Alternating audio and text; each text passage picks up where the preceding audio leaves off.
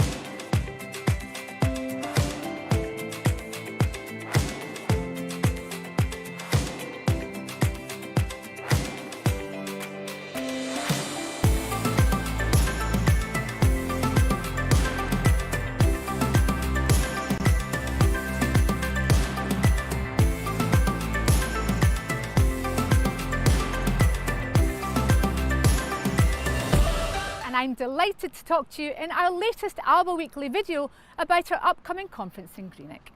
I chair the conference committee, all volunteers and all working to make our inaugural conference a rip-roaring success. Alba is rising every week and we've now reached over 6,000 members.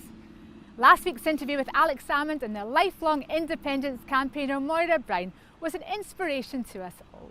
I hope to see Moira join us in Greenock on Saturday the 11th and 12th of September. Right now, nominations are open if you want to stand to be an elected member of the National Executive Committee of the party. You have until Monday the 9th of August to get your nominations in, so if you want to stand as one of our national office bearers or as an ordinary member of the NEC, please submit your nominations in to the conference email address which was included in your weekly members email, and do it by Monday. Monday is also the deadline for resolutions for conference. We've had lots of good policy proposals already, and remember, as this is our first ever conference, we've made the decision that any member of the party can submit a motion to conference, just as any member can attend. A word of warning, the first allocation of conference space sold out in just over 24 hours, so if you haven't registered, then please do so quickly for the additional spaces to avoid disappointment. In the lead up to conference, we would be also delighted to hear your views on the party's consultation on the Constitution, rules and standing orders, which you can take part in until Monday the 16th of August. On that same date, we'll also publish the draft conference agenda. You'll then have the chance to submit amendments to the proposed motions for debate. Every member of the party will get a vote in the election of our national office bearers. With the demand we've seen this past week for conference, I am confident it's shaping up to be a historic event. Alba are the fastest growing political party in Europe. We have the people, the plan, and after conference, we'll also have the policies to take Scotland forward. As the only party in Scotland that's making independence a real priority, Alba will soon be the beating heart of the independence movement. I look forward to seeing you all at conference. Until then, take care.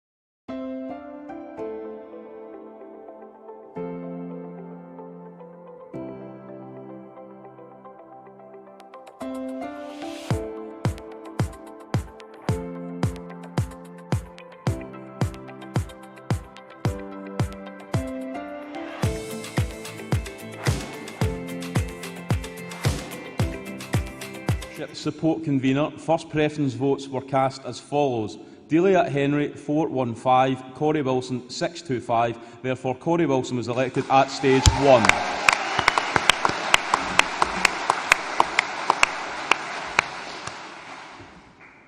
For the position of local government convener, first preference votes were cast as follows: Mike McKenzie 400, Brian Topping 241, Lee Wilson 351. Therefore, at stage 2, Mike McKenzie was elected.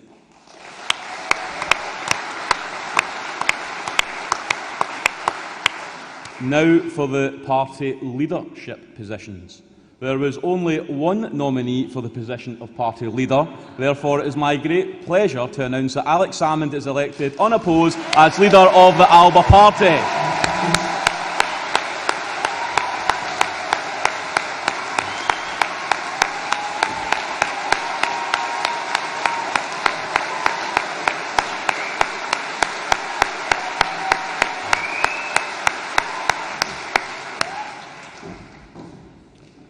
Conference. For the position of Deputy Leader, first preference votes were cast as follows: Councillor Michelle Ferns 323, Kenny McCaskill MP 837. Therefore, Kenny McCaskill MP is duly elected as Deputy Leader of Alba Party.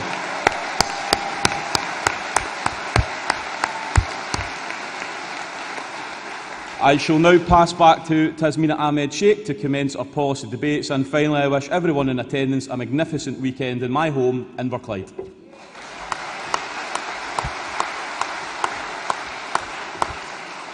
Thank you very much indeed. And we now move to the substantive agenda and motion number 2, entitled Independence Convention. And I'd like to invite Kenny McCaskill to propose the motion.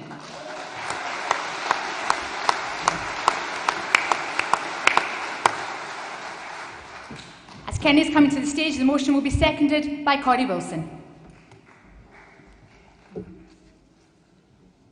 Friends, it's right that the first substantive debate at the first ever Alba Party Conference is on independence. It's what motivates us, it's a cause that drives us, and it's a dream that shall never die. While others may prevaricate or forget, we never will. Nor will we wheesh for Indy or await recovery before pursuing it.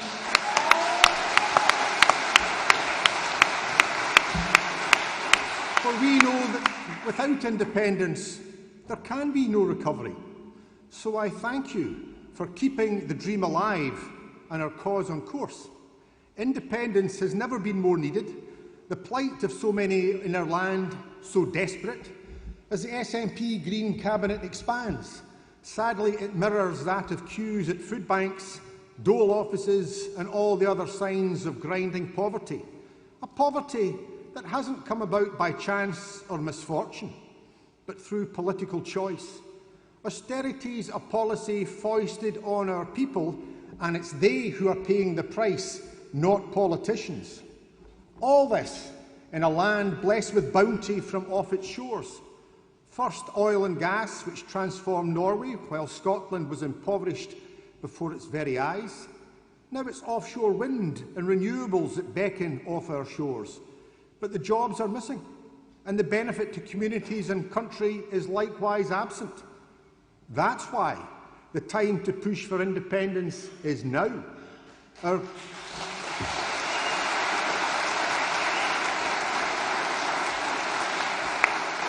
Our people are threatened by austerity, and our Parliament is threatened by a power grab.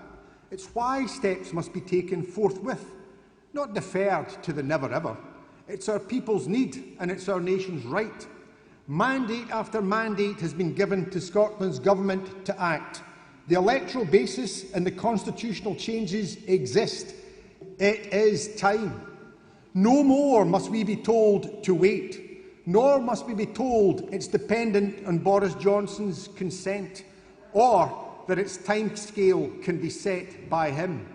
Scotland has comprehensively rejected him, as they have every Conservative Prime Minister since before I was even born. Seeking a gold-plated referendum from this Tory party has as much chance of success as a hungry orphan pleading for more in Dickens' Oliver Twist. It's neither his right nor prerogative to reject demands, as Charles Stewart Parnell said, "No man can fix the march of a nation." And to paraphrase the late Canon Kenyon Wright, he may say no, but we are the people, and we say yes.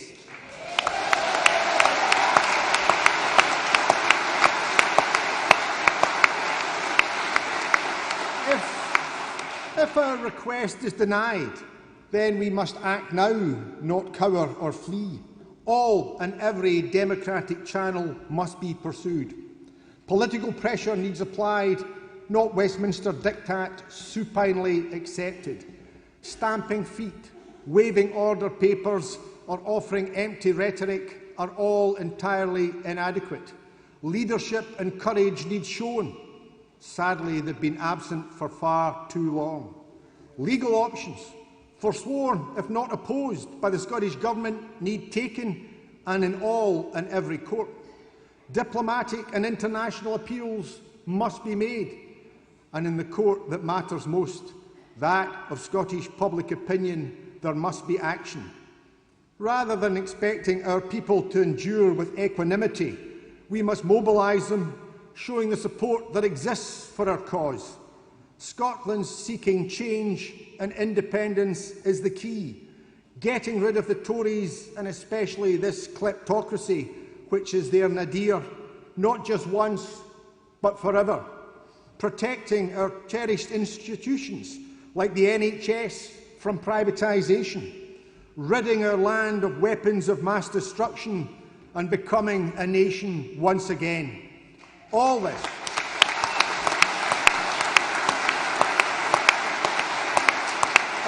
needs done as we run into yet another electoral contest next year.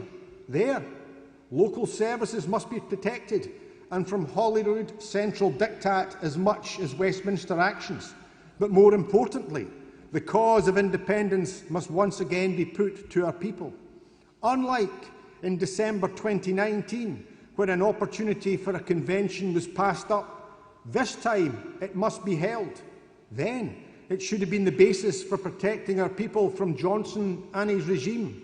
Now it must be the catalyst for independence. Friends, in 2014 we fell just short, but a remarkable result was achieved given the forces raigned against us. Now Britain has never been weaker, yet the strength of our cause never greater. The opportunity to deliver our country's independence lies before us. Let others turn and flee. Alba will stand fast. Scotland will be free. I move the motion.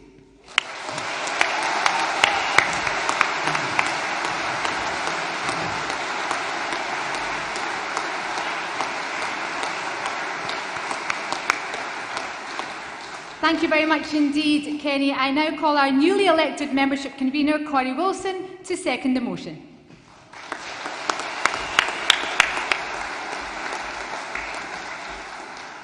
Good morning, delegates, and I can't tell you how absolutely delighted I am to be here and see you all in real life and get this party kick-started again.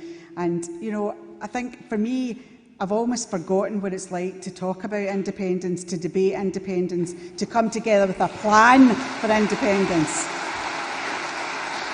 And I know that this is going to be the party that has that plan, and every single one of you in this room, and also those that couldn't attend today, will be part of that plan. And as you heard earlier on, nearly all our LACUs are up and running across the country, and I have met with many people during that time, and there is just so much energy, there is so much expertise, there is so much campaigning expertise out there that we can absolutely hit the ground running. And of course, we've got the elections in May coming on, and I think that will be another stamp under our belt, if you like, and we can make really good inroads in May, which will again will affirm the fact that we are here, we're here to stay, and we're going to be fighting for independence for every part of our being, because that's what we're all about. I look forward to working with all of you going forward, and I know we're going to leave here tomorrow full of energy and vibrancy, just ready to get out there, hit the doorsteps, hit the campaign trail, because we have a lot to offer. And independence, we are the only party that's pushing for it, and we're going to make sure it happens. I would like to second the motion.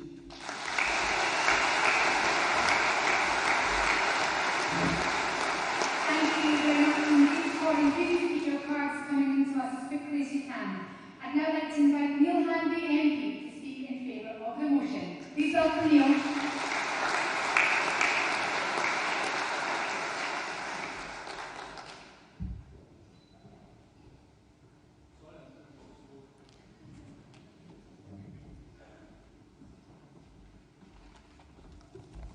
Thanks, Tasmina. Sorry I'm moving so slowly, folks. I had a steroid injection into my hip yesterday. It wasn't the most pleasant experience of my life, but talking to you about independence certainly is a big improvement on that.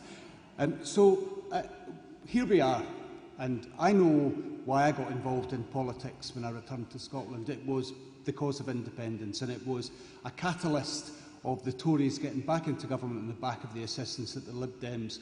And I just had this absolute overwhelming epiphany that we must extract ourselves from the United Kingdom. We must protect our country from the policies that we have now witnessed over the last 10 years of austerity, and now find ourselves in the extraordinary position where we have a Conservative government that has a policy of not just cuts, but taxation. So we're not in a tax and spend Labour Party, we're in a tax and cut Conservative grip. And it really is so important that we do not kick the can down the road, and we do not allow those who have the responsibility to deliver independence to kick that can down the road. We need to hold them to account properly.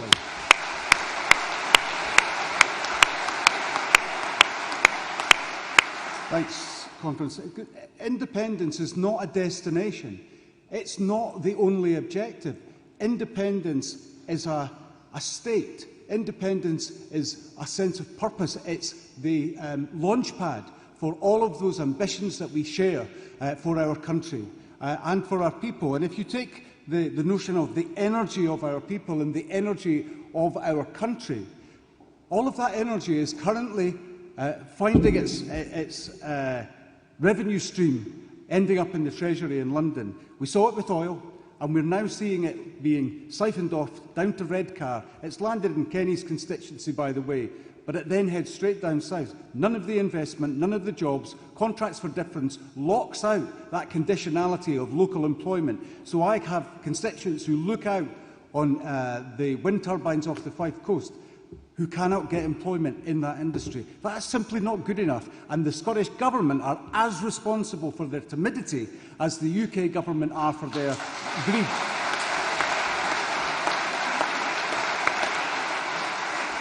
And the use of that energy is not just for its own purposes. It's about improving the dignity and the equality and the prospects of the people of Scotland. That's why I fight for it. That's why I am here today, and why I will stand up against pernicious bills like the UK Internal Markets Bill, the cut to working tax credits and universal credits, and the increase of national insurance on some of the poorest paid people in Scotland to fund the disinvestment that the Tories visited on their own social care system over the 10 years of austerity. So I go back to what I was saying at the beginning. Independence is not an event, it's a state. It's an opportunity for us to build a better country. And if others who are charged with the mandate to take that forward will not make the case, then we will, and we must.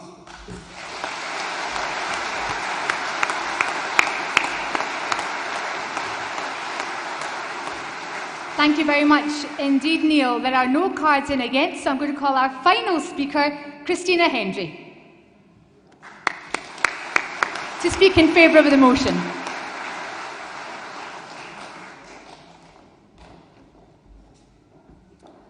So, first of all, just to say I completely agree with everything that Neil said. Independence is what we need right now. It shouldn't be independence after recovery from the pandemic. It should be independence to recover from the pandemic.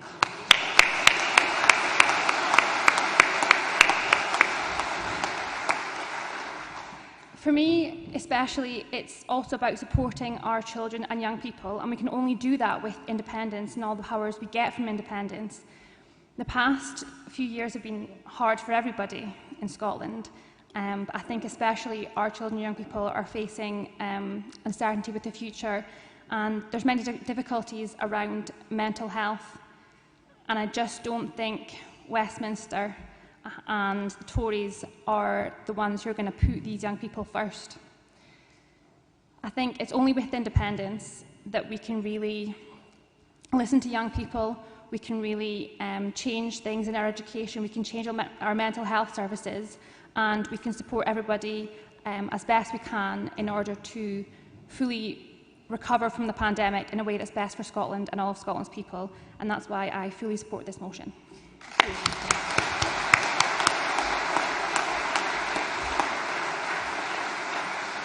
Delegates, as you've seen, as I was speaking, there was one final card passed to me to speak in favour of the motion, and so I'll call our final speaker, who will be Tommy Sheridan.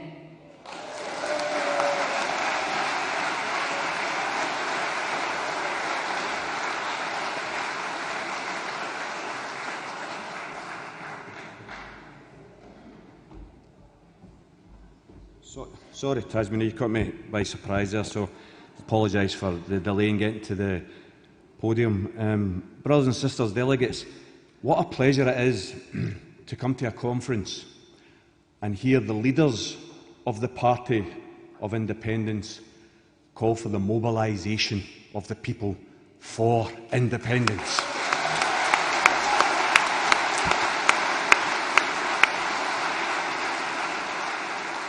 It is with great pleasure that you listen to Alex and Kenny, who moved this motion, making the point that it's not enough to be for independence. We have to build for independence. We have to win the arguments. You see, the party that has unfortunately left the scene, that party perhaps missed the advice of the likes of Michael Foot when talking about his own party, the Labour Party, when he said that it was a crusade or it was nothing. The SNP, in my opinion, is a cause or it is nothing. And unfortunately, they have abandoned that cause. This party has to fill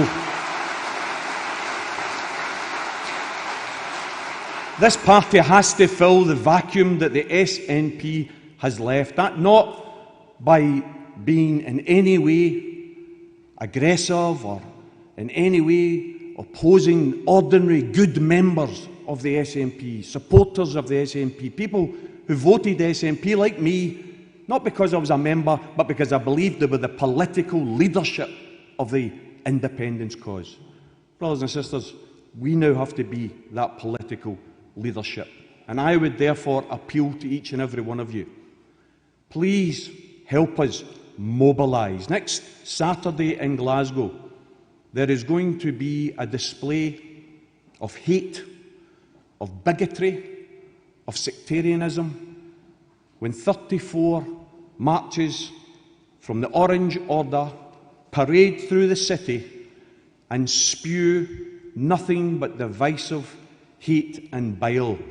That rancid cause is one choice. That's the past. On the Sunday, Hope Over Fear is assembling in Glasgow, and we appeal to each and every one of you to come and to show the new vision, the new cause of an inclusive Scotland, of a welcoming Scotland, of a Scotland that is for everyone, and a Scotland that doesn't have hate in its heart. It has love, it has cooperation, and it has human solidarity. Please be in Glasgow next Sunday. Thank you very much.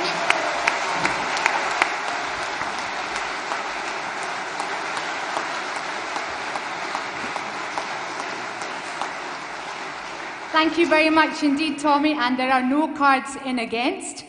Can I ask then motion number 2 on the Independence Convention and Alba Party's demand? to urgently advance independence is passed by acclaim.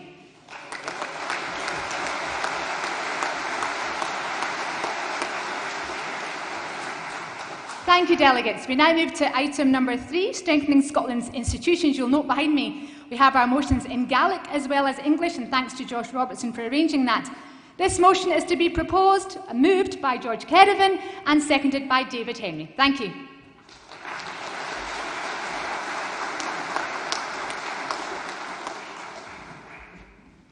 Fellow nationalists, it's so wonderful to be able to say fellow nationalists and know that you are.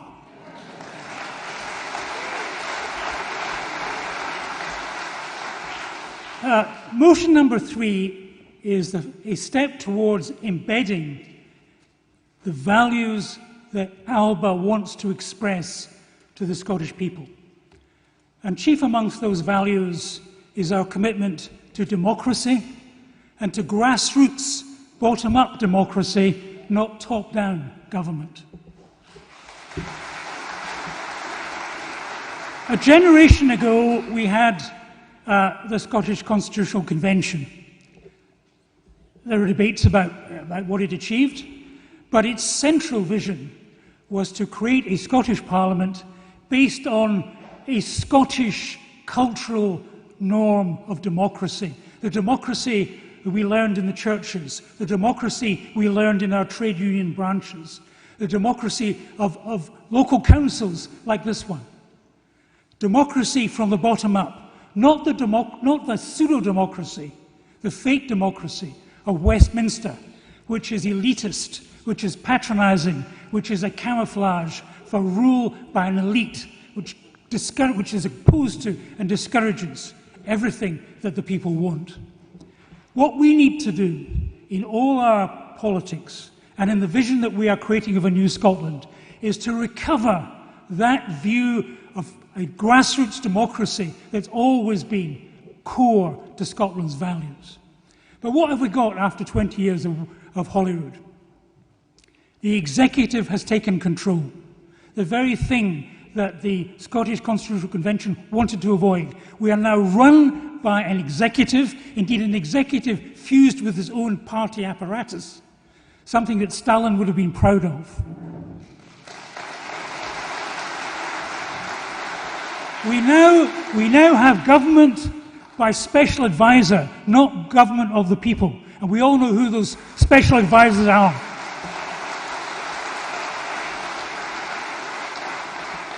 We have also now seen patronage, Westminster patronage, beginning to flower at Holyrood.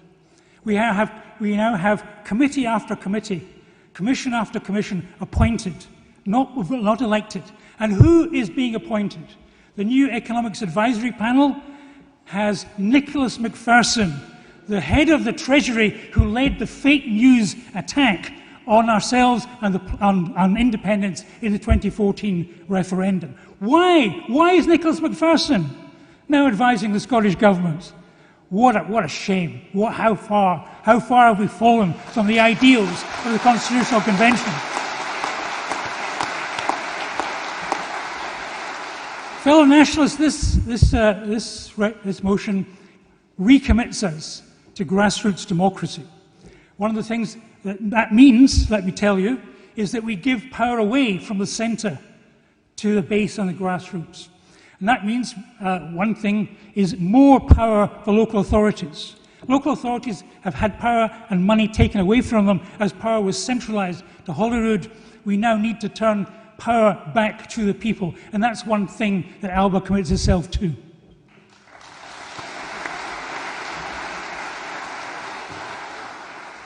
Finally, nationalists, where has this centralisation of power eventually taken us to? This week we discovered that the ability of ordinary citizens to demonstrate in front of their parliament is being taken away from them. The corporate body of the Parliament, Scottish Parliament, has gone to Priti Patel and the Home Office to get powers to allow the police to determine who can and who cannot demonstrate and call on their representatives. Exactly. I hope that cry of shame comes up from all over Scotland. We will not allow our ability to demonstrate and talk to and redress our MSPs. We'll not allow that to be taken away from us.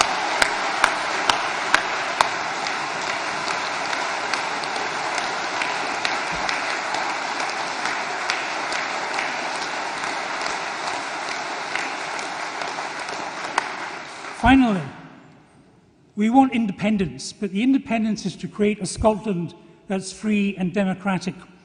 The reason why a certain political party and a certain political leadership does not really convince any of us that it's true to independence is because it's given up fighting for democracy. It's more concerned with preserving the powers of the executive.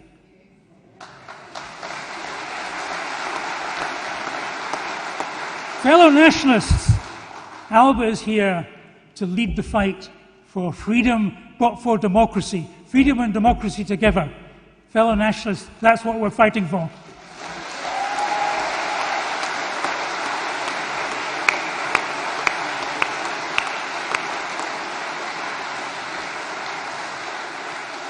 Thank you very much indeed, George. I now invite David Henry of Edinburgh Local Authority Campaign Unit to second the motion. David Henry.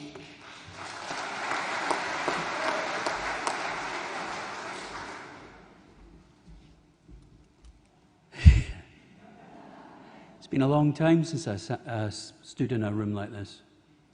In fact, it was 2017 when I made a speech at the SNP's conference. And that was when I think everything went downhill from then on. A couple of interesting facts about our institutions and what will happen when Scotland becomes independent, which should be very soon, I hope. I wanted to check I'm in the right room and at the right conference. So I have a question. What do we want? When do we want it? I am in the right place. In Scotland, we have approximately 7,000 civil servants. Denmark, which has a similar population size, has 50,000. After Scotland is independent, we will need many more new civil servants to replace the top-down approach from Westminster. And it should be, I think, part of our policy, and that is what we're asking for you to support here, that those jobs are spread evenly and across all sections of society across Scotland.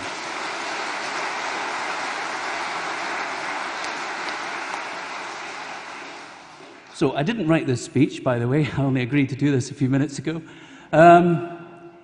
Support the resolution and conference. Let's have a great conference. Thank you.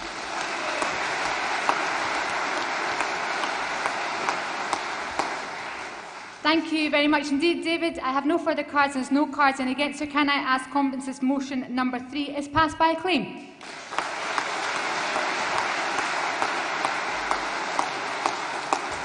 We now move on to motion number 4, establishment of an Independence and Democracy Committee.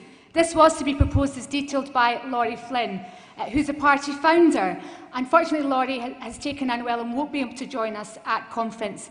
So if you kindly agree, I'm going to ask the seconder, Sarah Sawyers, to propose the motion, which you can only do if I have somebody from conference to agree to second the motion. Can I have a seconder, please, from the floor? Yes, thank you very much indeed. Sarah Sawyers to propose the motion. Sarah.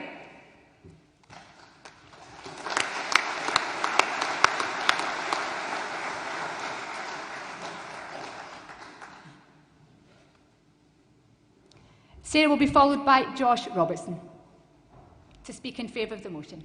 Welcome, Sarah. Hi. Well, I'm tempted to say how disappointed I am to be standing here, but that's not what I mean. I'm just disappointed that Laurie isn't here to make his usual eloquent and beautiful case for the wealth of Scotland. This motion actually began with a series, and I hope you'll forgive me if I run over a little. I've had to kind of combine what I thought Laurie would be saying with what I planned to say. Sarah, can I just ask for the agreement of conference that, given Sarah speaking for 2 people, that'd be allowed? Thank you very much indeed. This motion actually began with a series of conversations between Laurie and I, starting about April this year, about something that most of us are very familiar with, but whose nature and scope is still debated. That is the constitutional sovereignty of the Scottish people. And I think it's worth taking a moment to remind ourselves of what that is. The disposition of governmental power in the kingdoms of Scotland and England up to and after the Treaty of Union have always been and remain wholly incompatible. In England, from the 11th century at least, the constitutional model has been feudal. Someone at the top of the pyramid owned the land and everything on it, down to the last chicken. We know that from the Doomsday Book. Power, privilege and rights trickled down through the social hierarchy, never quite reaching the common man or woman at the bottom. When the English Parliament enacted the Bill of Rights in 1689, it replaced the absolutism of the monarch with the absolutism of a parliament, which has supreme jurisdiction supreme authority in every jurisdiction, including the rights of the individual, and against whose statutes there exists no right of appeal. Does that sound familiar? In Scotland, the original model was Celtic, a circle with the chief at the centre, appointed by election and bound by oath and by tradition to act in the interests of his people and his land. From the Declaration of Arbroath in 1320, which asserted that King Robert the Bruce would be removed if he failed in his duty to the people and to the land, to the claim of right in 1689 deposing James VII on the grounds that he had broken his oaths and his faith with the people, and did, by the advice of wicked and evil counsellors, invade the fundamental constitution of this kingdom and altered it from a legal limited monarchy to an arbitrary despotic power. Scotland's constitution enshrined the principle that power is vested in the community of the realm and only delegated or loaned to the monarch or government.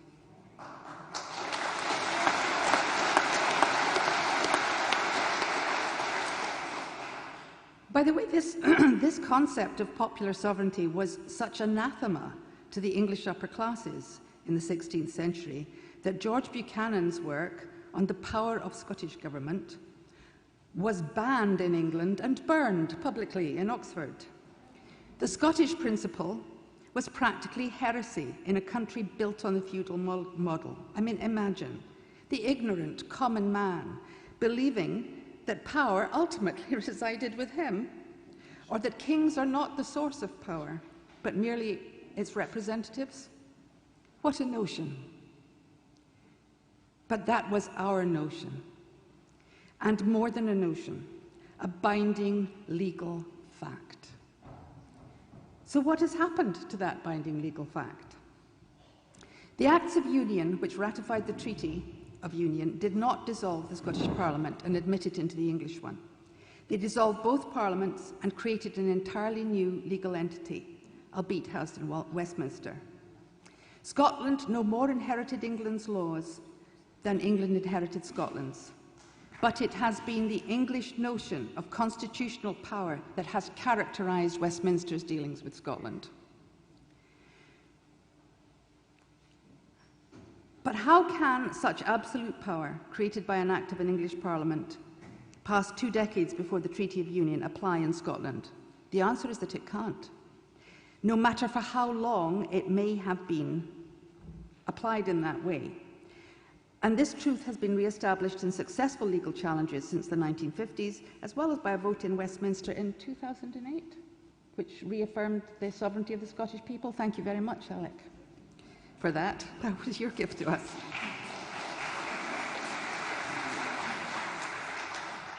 So what does all that mean for us in the here and now? It means that it is for us to claim what is already ours.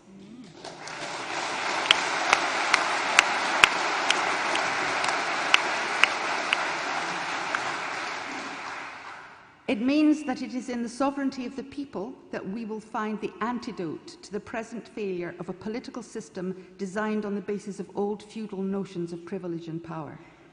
It means that the key to our future lies with the wealth of knowledge, talent, skill and ability, experience, wisdom, vision and imagination represented by our own people. This is the wealth that can replace the intellectual and moral poverty of a system in which a handful of career politicians design national policies based on their own critically limited access to the vast knowledge available, their own self-interest, and they're subservient to their friends and patrons. I'm going to skip ahead here because this has gone on long enough.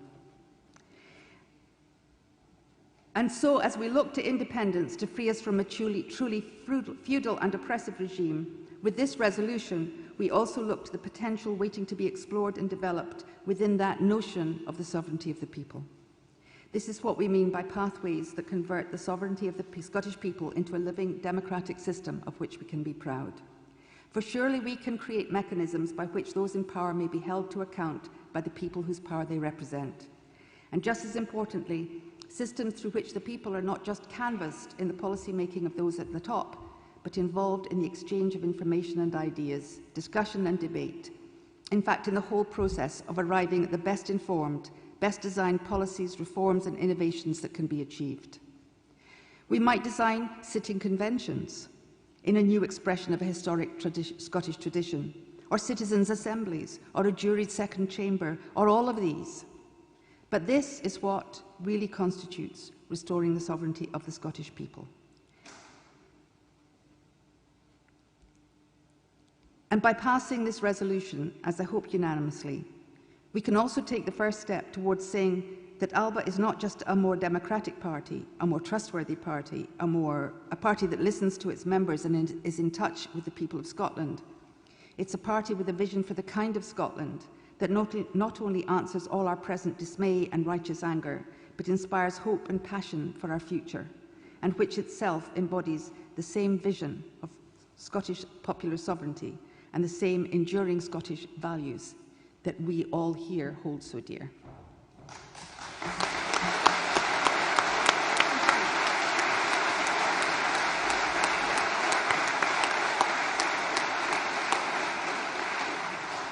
Thank you very much indeed, Sarah. I now call Josh Robertson from the Highlands Local Authority Campaign Unit. Josh.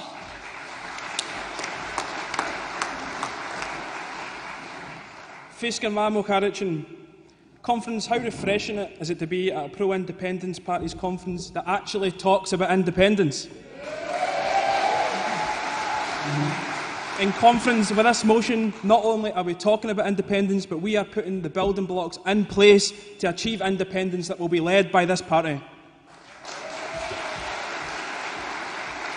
Conference, this committee will make sure that the length and breadth of Scottish expertise is included in the dream that we are going to make Scotland in the future. This is going to be a grassroots-led campaign. This is going to be a grassroots-led committee to make sure that the independence movement is still grassroots-led. This is not going to be a top-down dictated policy. This is not going to be a top-down donated independence. This is not going to be an independence dictated by a parliament that decides to erode 50% of our population's rights. This is going to be a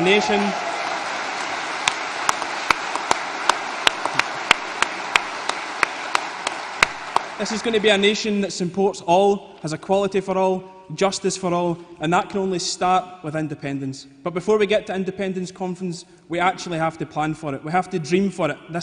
Please support this motion. Start dreaming, start planning, and let's get on the road to independence. Thank you.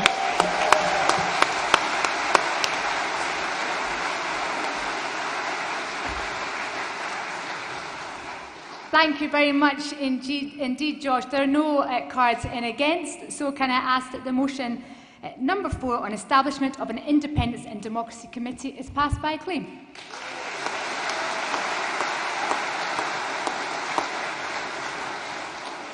Thank you, Conference. We now move to motion number 5 on council tax and the council funding crisis, to be proposed by Councillor John Letford and seconded by Councillor Michelle Ferns. John Letford, please.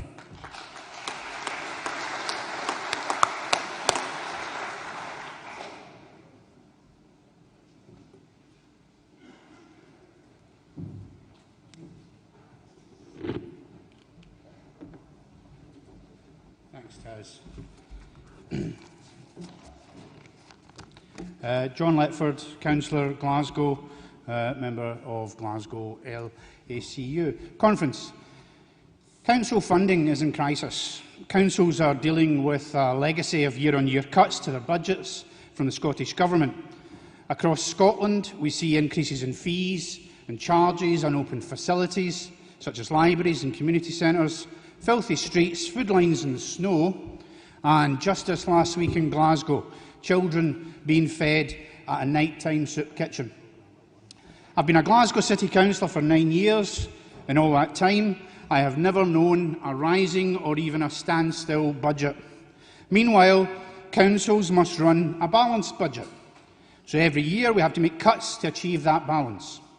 In Scotland's largest city, this has been very challenging. But I am sure that most of the other councillors in the room who come from all over the country will be able to tell you a similar tale. Holyrood funds roughly 80% of council budgets, with the remaining 20% coming from locally set council tax and assorted fees and charges. So the choices of central government directly impact the service provision of local government. Put simply, colleagues, local government is not a priority for the Scottish Government. Their priorities lie elsewhere. Meanwhile, councils are left to deliver services in communities with ever-decreasing resources. Conference, you can't get Scandinavian-style social services from American levels of taxation.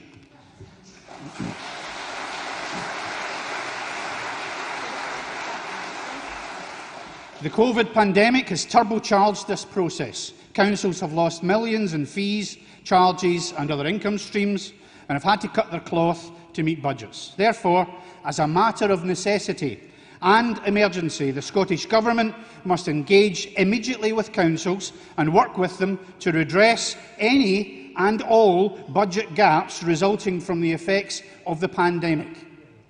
This brings me to council tax, colleagues. Council tax is a regressive instrument for delivering local services, introduced by the Tories in 1993 to replace the hated poll tax. It is a limited banding system based on outdated property values, a blunt and unfair Tory tax with inequality baked in. With 8 bands, A to H, councils set band D, with the other bands being a fixed proportion of the band D rate. The proportions are set out in law, whilst the banding for each property is decided according to market value of the property in 1991. The Commonweal, the Resolution Foundation, the IPPR and the Adam Smith Institute have all called for council tax to be abolished. Why? As I said, because it's regressive. In 2016, the Commission on Local Tax Reform found that the poorest households faced an effective tax rate 5 times that of the richest households. The Scottish Government enacted some reforms in 2017, but the CLTR concluded that, quote, it would require the tax on the highest value homes to be 15 times the tax on the lowest value homes to make the council tax proportionate. This did not happen, and council tax remains and is profoundly regressive. It's regressive because the bands are too wide. They are not directly proportional to the value of properties. It's regressive because the values based on those 1991 prices do not correspond with variable house price inflation across Scotland. And it's regressive because in regions where properties fall primarily into lower bands, it produces, as a consequence, higher council tax bills. Colleagues, council tax penalises poverty and ensures that the least well-off continue to pay a larger share. It's grossly unfair and unfit for purpose. Conference, this policy, fully within the legislative competence of the Scottish Government, who have been threatening to tackle the inequality at the heart of the council tax, but like a structured plan for achieving our country's independence, we wait and we wait and we wait for them to act. Well, Alba should not wait. We call on the Scottish Government to abolish council tax, to show us their proposals for replacement, and if they haven't done the necessary work, Alba should commit to join any cross-party working group to consider viable, workable alternatives. I would ask that, if this motion is passed, the leadership convene an expert panel to report back to an appropriate Alba body outlining a policy of local government funding which is both fair, efficient and progressive. Conference, Alba is a bold, new, exciting departure from the timid Fiat policies of the past 7 years. We have the leadership, we have the team, and we have the activists. We are now the party of hope, the party of social justice, and being no doubt the party of independence. Please support the motion.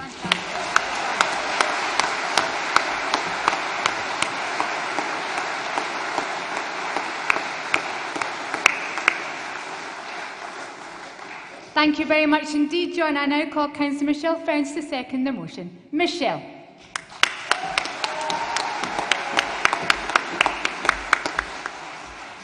Thank you very much, Conference. Well, how do you follow a speech like that? It doesn't leave me much to say. I suppose, other than to point out probably what everyone already knows, council tax was an abomination that was rushed in I suppose, to make up for the abomination of the poll tax that was forced on Scotland, and those questions in terms of how they would affect the most vulnerable and the poorest in our society weren't asked then. Council tax was frozen while these questions were ignored again, and now it's quite rightly raising itself again. As John said, council tax is a regressive tax. What I might see in cities like mine is where people are on the same band, but somebody who lives in a house that's £200,000 might pay 2% of a percentage of their income towards council tax, where someone living in a private rented flat might well be paying 15% of their income on the same on the same band. It is regressive. It is unfair. Council tax pays for all of the essential services that we rely on every day. We all hear about council tax and we tend to think it means our parks and our cutting our grass. But what your council tax pays for is your teachers, your carers, your cleaners, your support staff in schools, your dinner ladies, your janitors, your street cleaners. In other words, all of the essential jobs, all of the jobs that during the pandemic that are the lowest paid and the lowest status in our society, of course, but the jobs that, if they're not done, that our cities and our communities cannot function. The most vulnerable in our society can't be looked after, care visits can't be done, hubs, educational hubs for kids during the summer can't be opened. Council tax, as well as being, I'm sorry, I've not got a speech, as you can see, I'm just speaking from the heart here. Council tax in cities like Glasgow, and I know this will be, it'll be different for different communities across Scotland, but I can only speak for the city that I live in. The city that I live in means, which has 600,000 people, but probably about 750,000 people on a daily basis coming in and out of Glasgow. Lots and lots of people who don't live in Glasgow using Glasgow's services. Most of the high earners in Glasgow don't actually live in the city boundaries. They'll find themselves living on the nice leafy areas on the outskirts. So they don't particularly contribute to Glasgow's council tax, but they certainly use its services, as well as having museum venues that we're very proud of in Glasgow, and they do have a national significance. Unfortunately, they don't come with national money and national funding. As well as that, because of the political message and what the Scottish Government are responsible for, quite often council funding will come with ring fencing. So you'll get money, but you'll be told what you're allowed to spend it on and what you're not allowed to spend it on.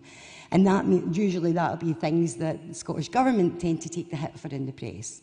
Health, education, things that people think the Scottish Government are responsible for rather than local authorities. That means that cities can't make their own decisions about targeting the resource where the need is. And that's really, really important, because otherwise the things that John was talking about, and he was saying about kids being in food lines in the dead of night, on a school night in Glasgow, because they don't have enough to eat. What most of you probably won't know here is most of the people in that queue are working. They're not on benefits, they're not homeless, they don't have addictions, they don't have alcohol problems, they're the working poor. In 2021 in Scotland, some of them, a household with 2 people working, that can't afford to feed their kids, can't afford to put the kettle on, can't afford to cook their dinner, don't want to go to food banks because they can only get dried food, and some of them can't put their electricity on to cook the food. This sounds like something from the past, but it's not. It's not. It's happening in Scotland every day, today. Those lines in Glasgow will be there tonight. People in Scotland that are working, that can't afford to pay for their dinner and can't feed their children. That's, none of us should be comfortable with that. That disgusts me. I think it disgusts everybody in this room. We all know the reasons why we need independence. Thank you. We all know the reasons why we need independence, but we all should know the reasons why it's incumbent upon our national government of whatever flavour to support our cities, to support our citizens, to stop pooling, centralising all power and all decisions to themselves without looking at the different circumstances that cities face.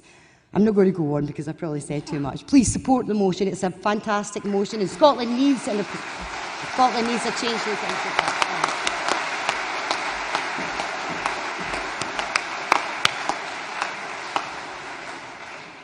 Thank you very much indeed, Michelle. There are no cards in against, so motion number 5, council tax and the council funding crisis. Can I ask conference if the motion is passed by acclaim?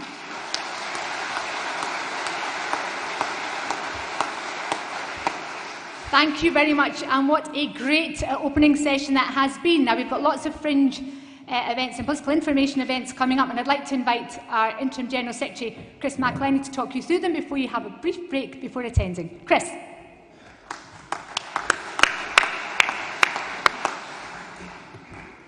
Thank you, Chair. I'm just fixing this microphone. I've seen Josh Robertson batter out a position earlier on.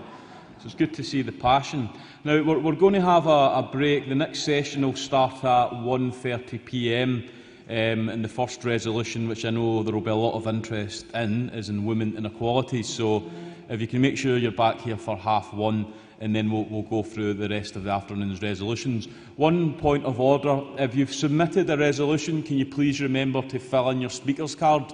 And don't assume that we know you're in the hall, because it's difficult for us to see everyone. So if you've submitted a resolution and you're seconding the resolution, please also fill in your speaker's card and pass it up. And if you wish to speak in favour of any of this afternoon's resolutions, whether you're a first-time speaker at any party conference, please fill in a card, put it up. Everyone will give you a really warm welcome. Now, as I say, we're going to have lunch until 1:30, so if you're not from Greenock, just some logistics. If you want to leave, get some fresh air, go for a bite to eat, some coffees, drinks, etc., you've got two simple choices. If you go out and you go left, you can go back along the street, there's a few places there, or if you turn right, there's a shopping centre which has got lots of cafes, etc., or if I imagine some of you maybe want to go to the pub. If you turn left, that's the direction to head in. There's plenty of pubs in Greenock that will serve you, apart from one or two of you, I should say. So on the fringe events, and this is an important point, so we have political information and fringes. The political information is for members only, so if you're a visitor, press delegate, etc., you can't attend those because they are information education sessions for our members only, and they'll be in the hall at the back left where the stalls are. Now, there's a capacity of about 80 to 100 there, so it will be first come, first served, and that will be a session on the local authority elections. So if you're really interested in standing to be elected as an Alba councillor, and I'm confident there will be quite a lot of them come May next year, then please go to that session. And also, if you're interested in campaigning, go to that. When you're in there, you'll also see there are leaflets in there. So if you're here on behalf of a LACU, there are boxes of leaflets, there's about 2,500 leaflets in each box. Take as many of them as you want back home, get your street stalls up and running, start recruiting members to the party and for the cause. There is a fringe by Jim Sillars called Realities and Opportunities, and it will be on Jim's book. Now, unfortunately, there's only a capacity of about 60 can attend that. That's just because of the COVID world we live in. That's the capacity we could secure in the hall. So if you want to attend Jim Sillars' fringe event, it will be first come, first served. You would come back, if you're on the balcony, please come back down from the balcony. And if you're in this main hall, you would be heading out towards the door, and stewards will direct you to the right and up the stairs. Anyone with accessibility requirements, please let one of the stewards know and we can assist you. But that's a capacity of 60 only, so first come, first served for that. And if we can see everyone back in this main hall, please, for the Women Inequalities debate, that will start at 1:30 p.m. So thanks everyone for your attendance so far.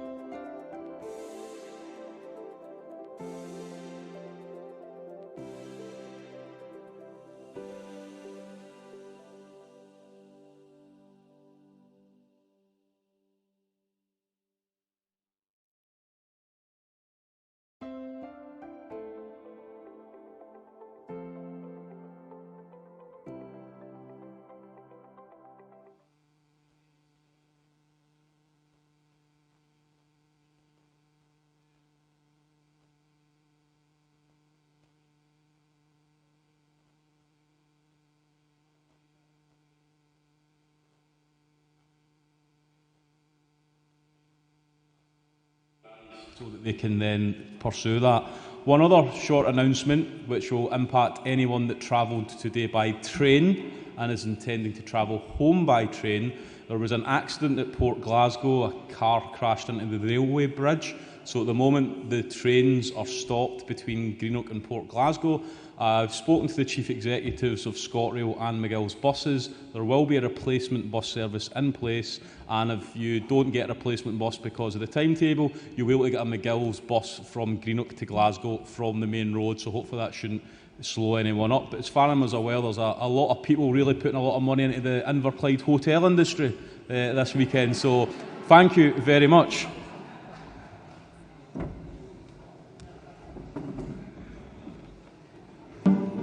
Amid this mighty fuss, just let me mention, the rights of women merit some attention. Women have come a long way since Robert Burns' poem of 1792. From Helen Crawford and the suffragette movement to Mary Barber and the rent strikes, our Scottish sisters have been standing up for our rights and to protect the rights of others. Women are the heart of Scotland, and our contribution to Scottish society is immeasurable. We're the creators, the nurturers, the carers, the innovators, the fighters, the teachers, the inspirers, the pioneers. However, in 2021, women in Scotland still struggle for equality, for equal access to education, for equal employment opportunities, for equal support for our health needs. We suffer from sex-based violence and from sex-based inequality, and it's time to change once and for all, to shake things up for women. The Alba Party will protect and preserve women and girls' rights. We will speak up on all policies which affect us, and we shall not be abused or silenced. The Alba Party will maintain and preserve our sex-based protections as set out in the Equality Act of 2010. So the Alba Party will ensure our female-only spaces, such as changing rooms, hospital wards, our toilets, our showers, sleeping accommodation, refuges, hostels and prisons are protected and maintained as ours. The Alba Party will protect our right as women to refuse consent to males entering our single-sex spaces. The Alba Party will protect our right to refuse males delivering intimate services to us women, such as washing, dressing and counselling, and we will campaign to retain single-sex sports to ensure fairness and safety at all levels of competition. The really important point is this. We have a right to organise ourselves as women according to our sex, across a range of cultural, leisure, educational and political activities. We have a right to our single-sex spaces. Women matter. Women matter to Alba. And your sex-based rights will always be preserved and protected by us. And only by us.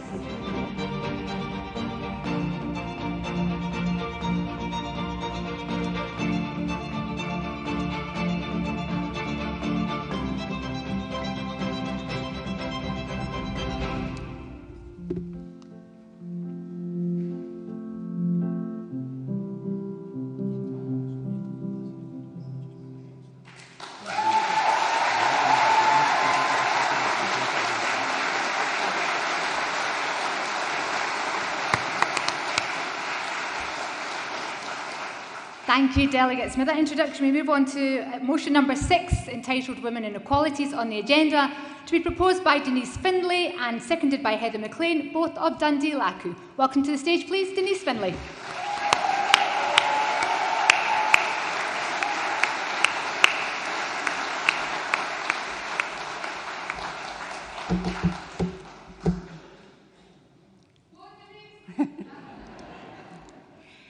The words of this motion are not mine.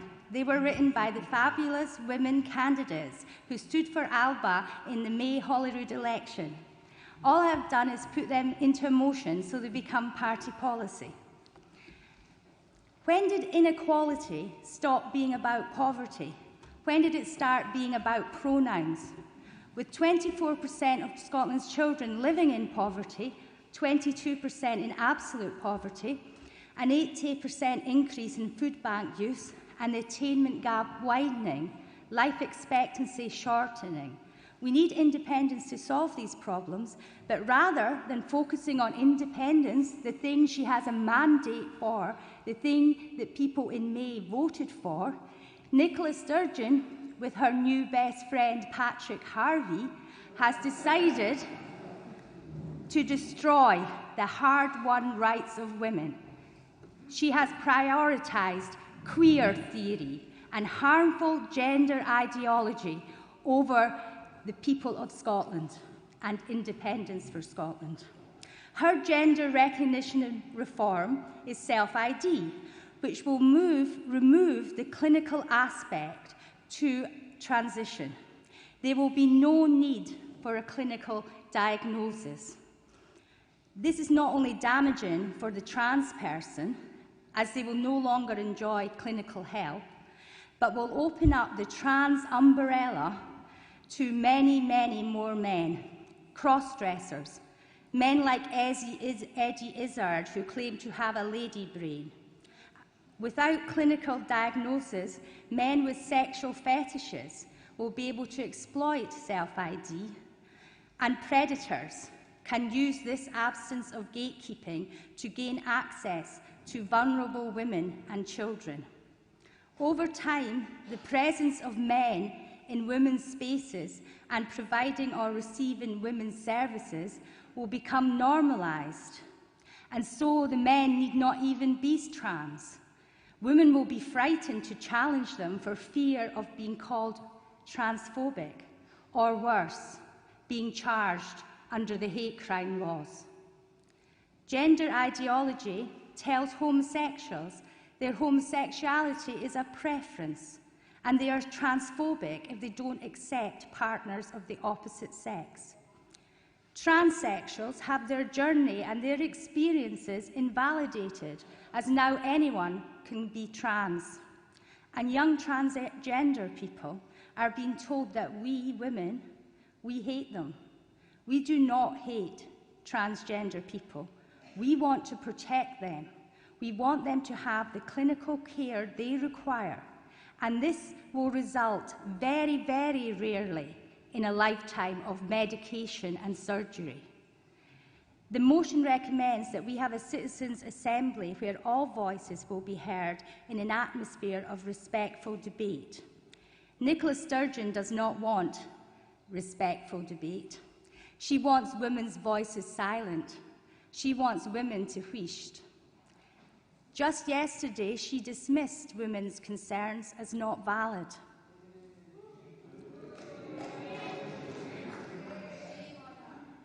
Ask her, what is a woman? You won't get an answer. Ask her how many sexes there are. And like Humza Yousaf, the health secretary, she won't be able to tell you. Of course they know what a woman is and how many sexes there are. They are lying to you. How can we protect women's rights if any man can say he is a woman? How can we protect lesbian rights if any man can say he is a lesbian? How can the government know what the needs and experiences of women are if the data includes males? How can we even discuss this if the truth is hateful, compelling others to believe things they do not believe and say things they know are not true, punishing people for their beliefs, criminalising people for stating biological fact, basing laws and policies on feelings, not on reality? A woman is an adult human female.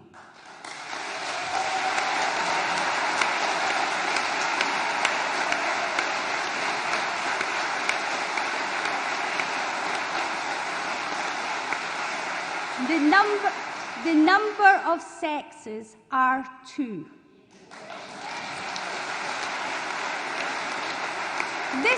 This shouldn't be controversial. This is biological fact. This stating fact is not a hate crime.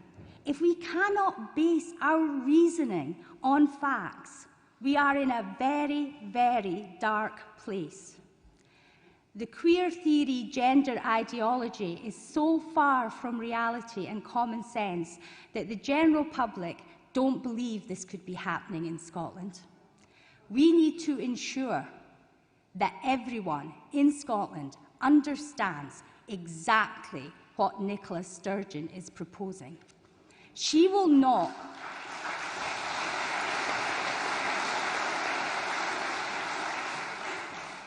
Nicola Sturgeon will not do this in the darkness. She will do this in the light. We will make sure she does this in the light.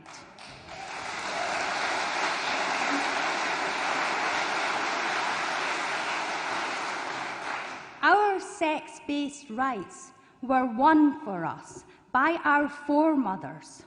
They will not be given away by Nicola Sturgeon. She will not take those rights from our daughters and our granddaughters.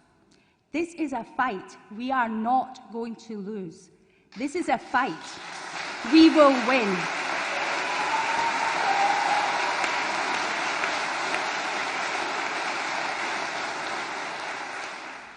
Please support the motion, and Alba women won't wheesht.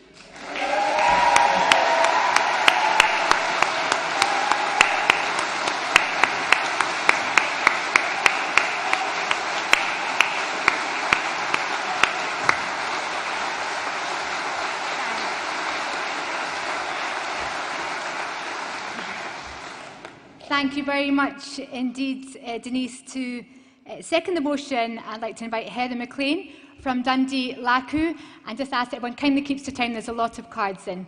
Thanks, Heather. While Heather's making her way to the stage, I have a card in from Andrew Imrie with the remit back. And the remit back of this motion, as any motion, requires a seconder. So, Andrew, if you could make yourself noticed to me, and then let me know if you have a seconder when I come to you in a second. Thank you very much indeed. Sorry, Heather. Thank you. Good afternoon, Conference.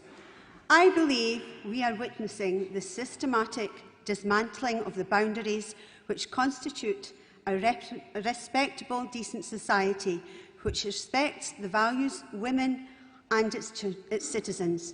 Not content with trying to redefine the meaning of the word woman, the Scottish Government are now turning their attention to our children.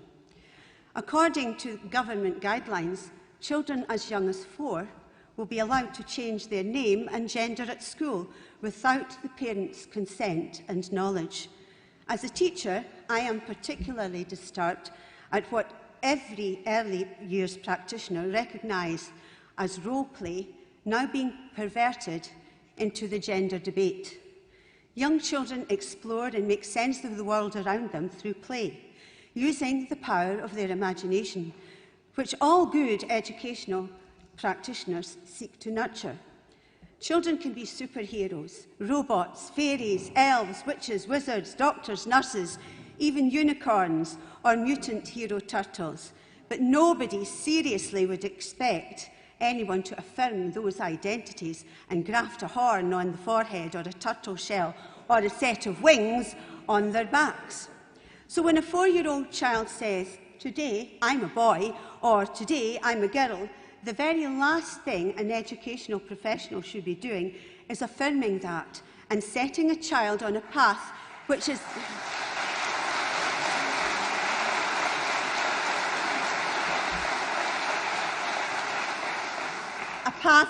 damaging psychologically and physically, with a future dependent on surgery and prescription medications and hormones, and worse still, keeping this information from the parents.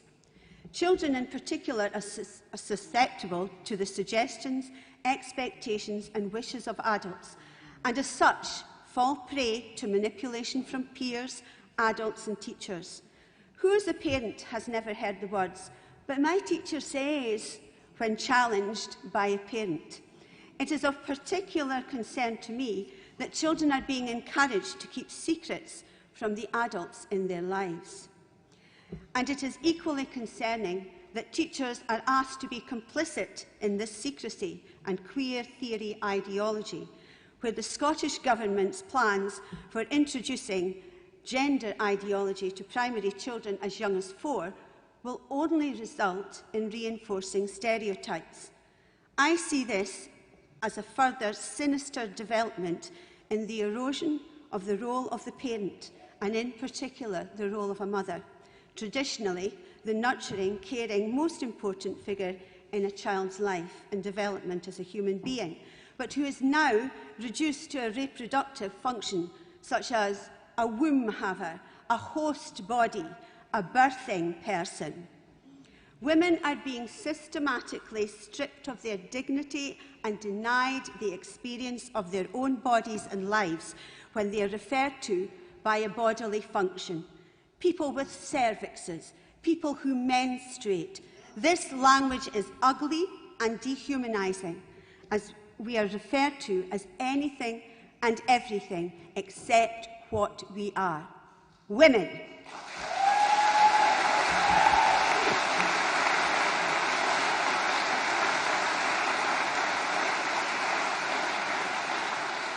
Women's legitimate concerns about their rights and the rights of their children are brushed aside by the Scottish Government, and this convoluted nonsense has to stop. We in the Alba Party know what a woman is, and we will stand up and defend the rights and dignity of our sex. Alba women won't wished. Please.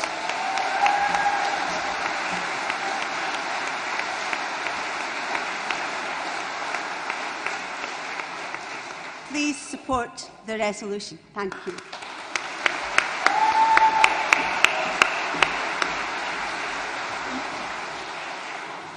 I have Andrew Imrie with the remit back, which can be heard if there's a seconder. Can Andrew make himself known to me? Back there. Do you have a seconder? You have a seconder? Yeah. Thank you. I call Andrew Imrie for the remit back.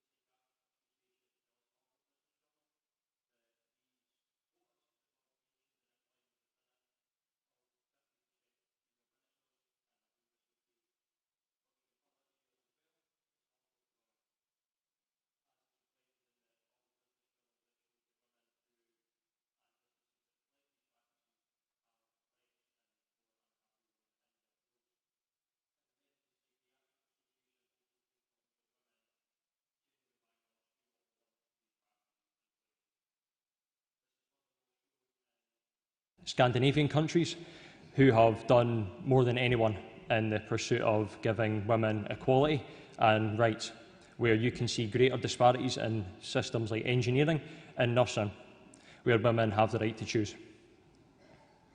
So I would like our remit to focus less on equality of outcome with these quotas, and a further and clear and direct system focusing on equality of opportunity to give everyone, including women, the rights they deserve. Thank you.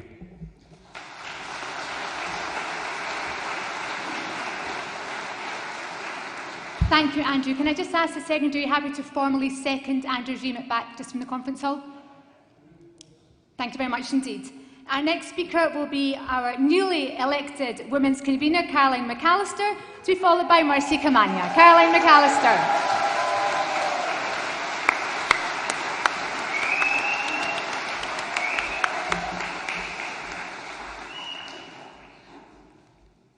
Put my glasses on, I might see. Good afternoon, conference. I'm delighted to have the opportunity to speak to this really important motion, and I would like to thank Dundee Lacu for bringing it to conference for delegates to get the opportunity to vote on it. Equalities is high on the agenda in Scotland, though many of us are concerned at the cack-handed, some would say incompetent manner it has been dealt with by the Scottish Government. In a democratic country, no debate should never be acceptable. I have worked within an equality framework for more years than I care to remember. However, I have never come across any decisions or initiatives, let alone proposed legislation, where one marginalised group's rights are compromised or removed to accommodate another group. I know the First Minister has stated she will preserve women's rights. Yeah. This despite saying our concerns are not valid. I'm not sure how she knows what our concerns are, considering she only engages with professional feminists who do not represent ordinary women.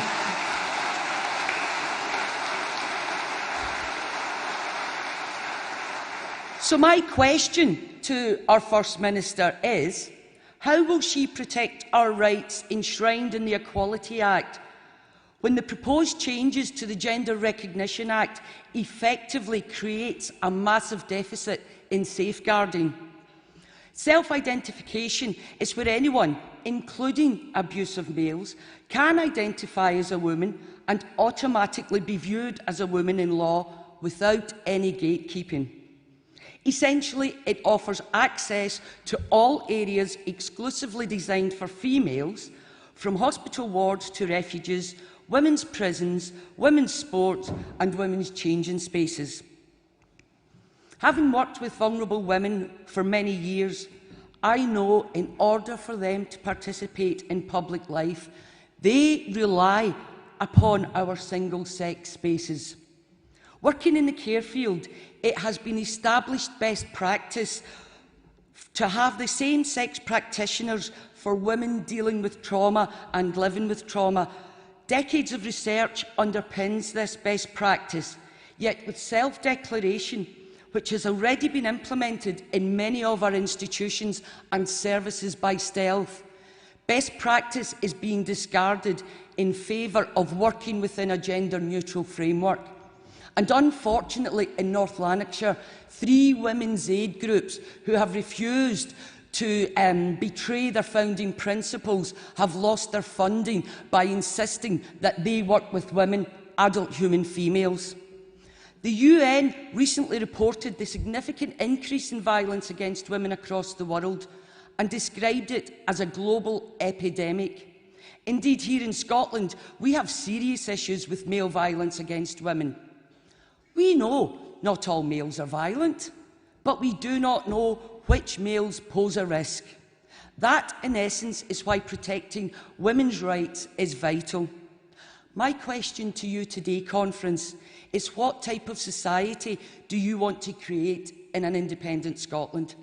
I know I want to live in a country where everyone is equal, where the main driver of inequality, poverty, is a high priority for those who have the privilege to govern on our behalf, where meaningful policies and joined-up thinking are prioritised over small interest groups' wishes. I want to live in a country where we are all valued regardless of our origins. We all have access to opportunities, good healthcare, education, housing and decent employment, where we care for our disabled and our elderly, where our beliefs are respected but not imposed upon others. So, Conference, that's a brief summary of some of our concerns and an insight into why Alba women won't wheesht. Please support the motion. Thank you.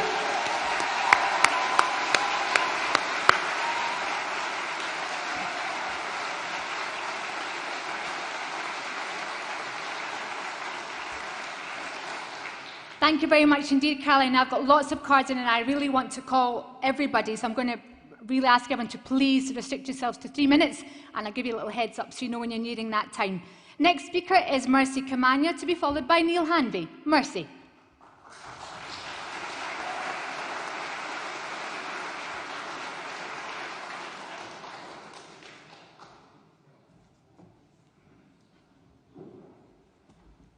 Hi, Thank you. Good afternoon, conference.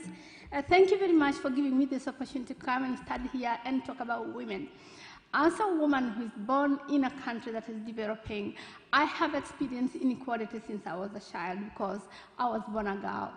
And in this country, when I came here, I thought things were different. I did not know that there is another differentiating of women because of sex. And I'm so surprised when I look at our life in Africa and how we are differentiated by cultural barriers, by religious barriers, and then to come here thinking, oh my God, I've come here to get some comfort, only to be told that now I cannot be myself. I thought it's a place where I can unleash my potential. I thought it's a place where I could be able to go into the toilet and feel free. I thought it's a place I could go and enjoy the leisure services. Some of them I did not have any access to them because I had to walk kilometers to fetch water. So swimming pool was not something that was in my privilege when I was growing up. And then I am told that now I cannot be able to go to such kind of a place because I cannot be free. And that in itself is diabolical. What SMP policies they are putting across there, they are policies that are not going to work now, and they're going to divide this country into half. Conference, we are people who are soldiers of independence. We are the people here who are here to be able to be instrument of change. And we are the people who are saying that we are taking Scotland by our hands, and we want to rebuild it. And that includes we demolish the infrastructures that are not working for us. And that means that we demolish those policies that SMP is putting across, and they are so far-fetched, they are based on unqualified assumptions that are being imposed on us. We say no, because women have a place in this world, we have a place in this place, and we are entitled to our own spaces. So I am here to support the motion and to say that Alba Party, I'm very proud of you, that you have been able to give women an opportunity, and we are going to say no to the people who just want to come and extinct women by introducing this medication of children, where many people who believe they prefer to have a boy, they can give a girl medication to become a boy. We are who we are. We have a place in our society, and we are very, very important. And for that reason, Alba Party, I'm very proud of you, and we continue to keep the fire burning, because we are the people who are supporting independence, and we are the people who are going to change Scotland, and we are going to change it into the way that is important, and we are going to change it to make it a place that is equal for all. So I support this motion. Thank you very much for giving me an opportunity.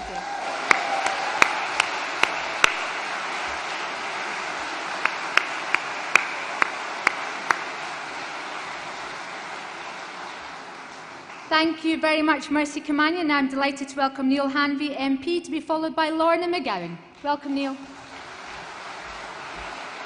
Thanks very much, Tasmina. Thanks, conference, and thank you to the Alba women who've made their case so powerfully today. I don't need to go over that ground, but I just want to reflect a wee story to everyone about my involvement in this particular policy. So 2 years ago, when we were going through the selection process for candidates in the 2019 election, so quite an innocent question was asked of the candidates in my hustings. Is there any party policy that you disagree with or you have concerns about? And I remember very clearly the moment when I thought, I'm going to have to say this. I'm going to have to talk about GRA, and I'm going to have to be honest with everybody in the room about my feelings around the risks that are involved that have been set out so powerfully already. That response received a round of applause, an enthusiastic round of applause from everyone in that room. It was a measured response. It wasn't particularly controversial. But what flowed from that was what can only be described as a targeting of me for that view. And I was told by a government minister to say nothing, to stop talking about it, that there were bad people on both sides of the argument.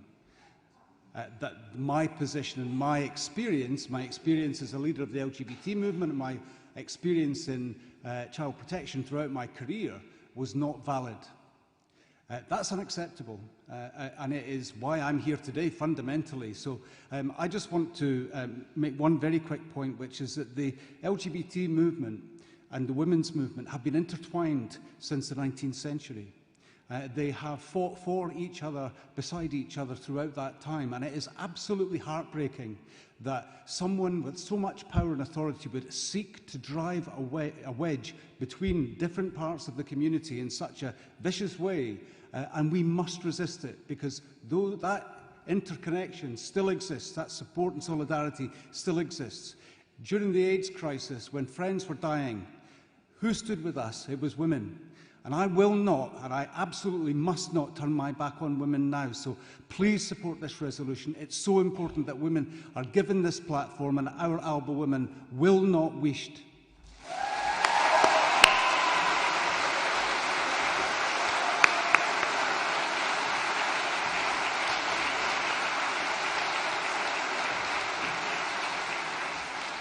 Thank you, Neil. I'd like to welcome Lorna McGowan to the stage, to be followed by Delia Henry to speak in support of the motion. Lorna.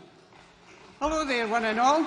I come from a rural area in Scotland, and it's Scotland. Remember the land.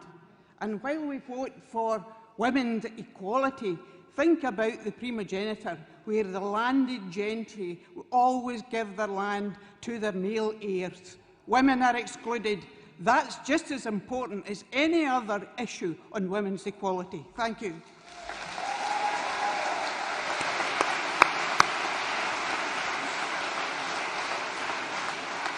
Thank you very much indeed. And for your brevity, and an excellent point. I'd like to invite Delia Henry to the stage, to be followed by Marion Plunkett. Delia Henry.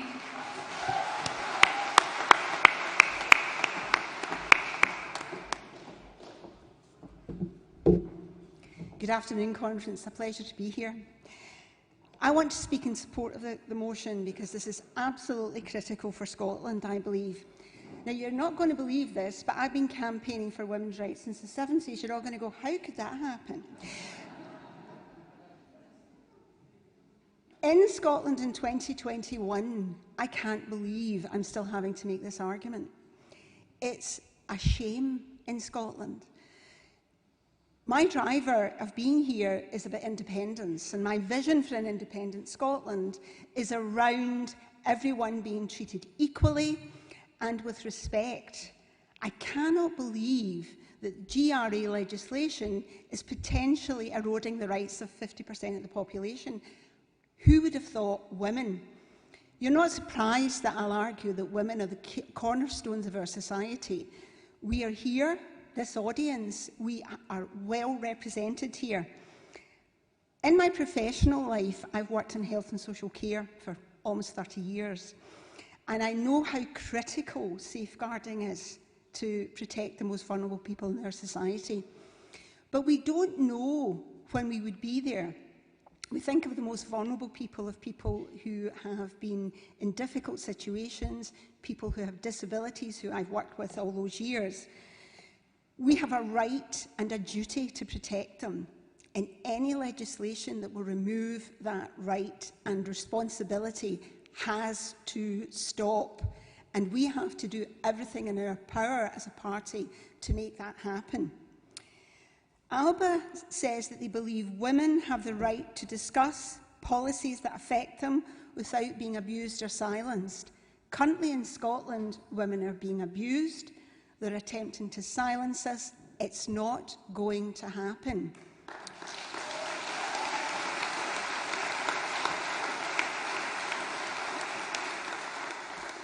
I know many of the women in this audience, including myself, were at the Parliament last week campaigning, and now we're talking about potentially stopping Scots being outside the Scottish Parliament, making their voices heard.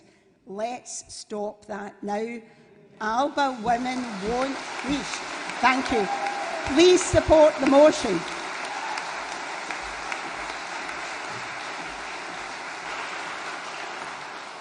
Thank you very much indeed, Delia. I'd like to call Marion Plunkett to be followed by our final speaker in favour of the motion, Jacqueline McDowell. Marion.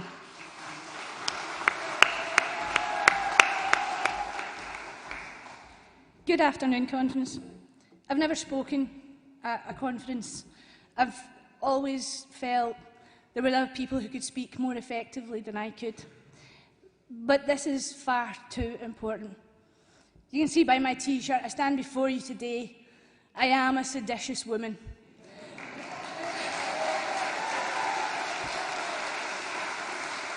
And it is with a sense of great pride that I stand here on the stage of an Alba conference with like-minded people. And I must say, men have been fabulous in their support for women as we are in this fight. And make no mistake, people, make no mistake, friends, this is a fight. Women are facing levels of oppression not seen since the days of the suffragettes. And I come from a long line of feminists, and I would do them a disservice if I did not stand and draw a line and be here today speaking before this amazing crowd of people who think just like me. The importance of women in society is absolutely fundamental. Nothing is born without us. We are the birthers. We are the teachers. We are the people who, when all else fails, pick up the pieces of the broken and the weary. So it is absolutely with great pride that I stand before you today and ask you to support this really important resolution, and to thank the Alba Party for having the courage where no other party has shown it. No other party has given women their backing as we are facing oppression through the GRA. And I will keep this very short and say thank you very much for giving me the chance to express myself here today. I'm an ordinary woman. I'm also a disabled woman. Everything that's coming my way terrifies me. But it's in my fear that I find strength. And it's in this party, in this room with all of you, that I will find the courage to stand and fight. And by the way, I won't waste either. Women won't waste. Thank you.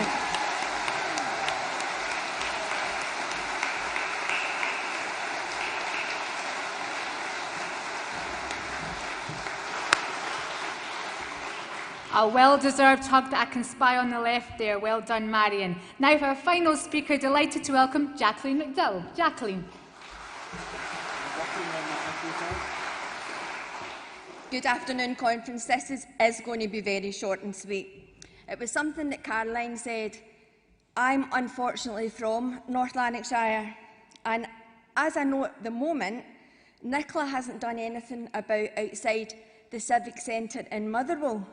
And it's just to let you all know that on Motherwell, on the 7th of October at 3:30 p.m, we're having a big demonstration, hopefully big demonstration, to say to the North Lanarkshire councils, how dare you not give our Women's Aid, the 3 groups of them, the money that they are owed.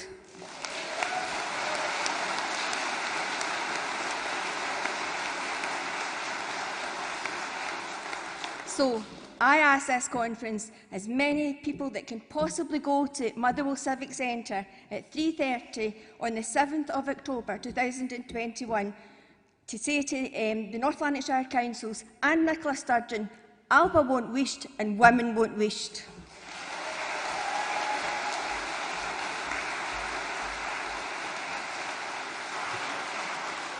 Thank you very much indeed, Jacqueline. Now we're going to take a vote, first of all, on the remit back. All those in favour of the remit back, can you kindly raise your delegates' passes? I can just see one. Thank you very much indeed. All those in favour of the motion, can you raise your passes? On that basis, the Women's Inequalities motion number 6 on the agenda is passed overwhelmingly by conference.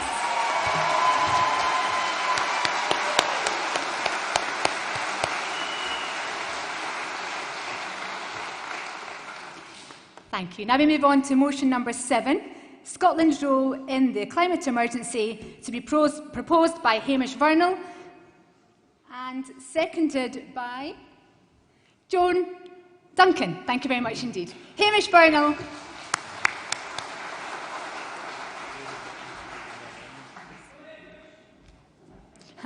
Your cheque's in the post, whoever it was.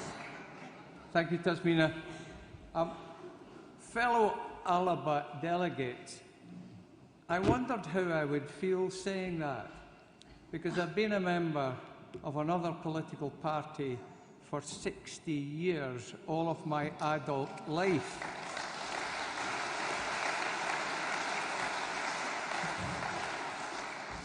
Can I tell you, it feels just fine.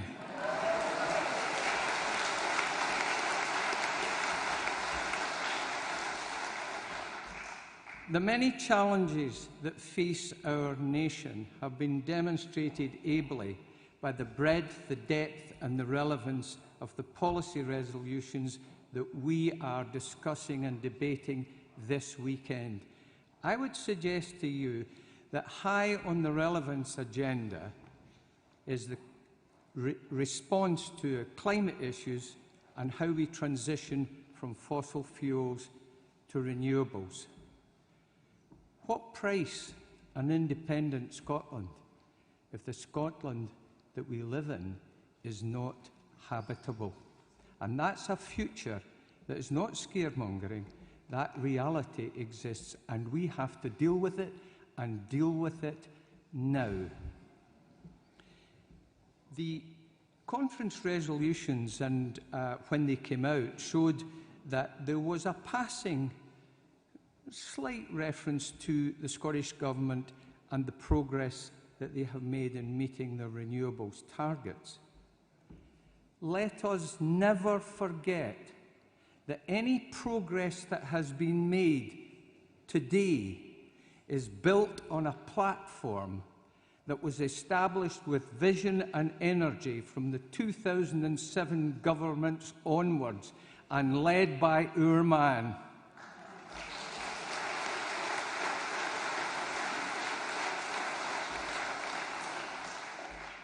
The resolution is in three parts. The first part is the establishment of a Scottish National Renewables Corporation.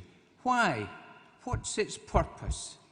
It's to provide coherence and a coherent plan which does not exist at this time across the whole range of our renewables: wind, solar, hydro, wave, tidal, and the implications that all of them have for our hydrogen development. Little aside, we have off the coast of Aberdeenshire two huge floating wind farms.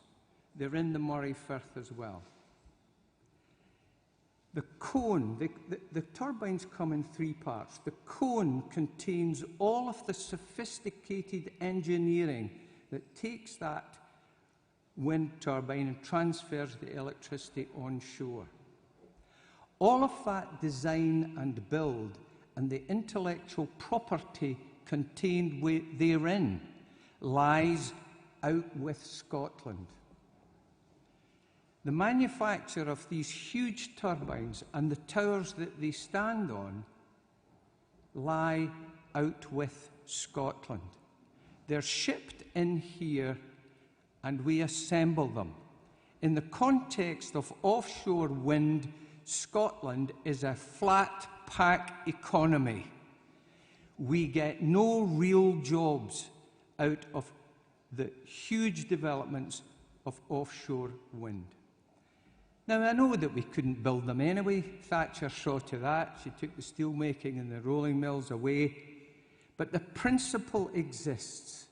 That principle is important for Scotland's future, because across all our renewable energy streams, we need to have research and development, the design, the build, the training, and the fitting of all of the renewable energy infrastructure that goes with that. All of that supply chain, from research and development to fitting, needs to lie within Scotland. It doesn't at the moment.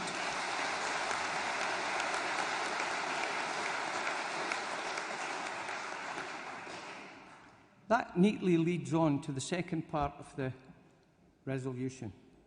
which is the establishment of a Scottish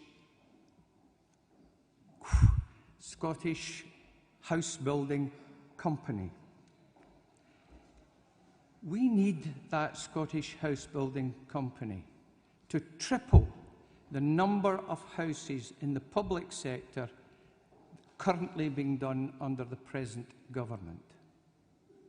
I was going to say public house building, and then I thought that could be misconstrued. But the really important part of this company is that all new housing developments, whether they're the 1,000+ houses, or whether they're the 200 or 300 houses, or more importantly for our rural, our Highland and Island communities, the 5, 10, 20 houses that make such a difference to our rural communities, they must be fitted and powered by electricity from a renewable source. That will be huge for our economy and for our jobs. Even bigger will be the retrofitting into the current housing stock of those design and build here in Scotland, of that equipment that will go into our houses currently built and make sure they are powered by renewable energy. Those two parts of the resolution, the corporation and the building company, are linked. One will feed into the other. The third part is that we need to urgently look and examine the recommendations of the Scottish Climate Assembly. Now, I happen to think that Climate Assembly, 100 people across the land, I think the recommendations are really good. I think they did a good job. There's about 30 of them. You will be pleased to know that I'm not going to go through them all. But there are a number of really big-ticket issues in there. Sustainable manufacturing, broadband, brownfield and greenfield developments, ferry emissions. But there are also some smaller bits. And two of them are a particular resonance with me. And one is in community heating, district heating. I have a really good friend in Sweden whose Swedish company has been designing and building community heating for 30-odd years, for big housing developments to the small ones in the hinterland of Sweden. If Sweden can do that, Scotland can do that. And all of the manufacturing and jobs and employment and the effect on our economy that will bring. Second area is on land reform and community use. Having lived in the Highlands and Islands for 15 years, I know the dead hand of some of our estates across Scotland. We need to change that. And delegates, there's a rant coming, and I make no apology for it. See, once your rant's over, can you wind up? Yes. Never again must we kowtow to the vested interests of the landlord lobby in this country.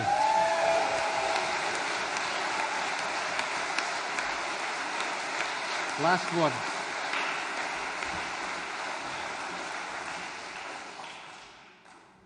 I did the closing address to an education conference in Aberdeenshire when I was working back in the day, and I finished with a few words.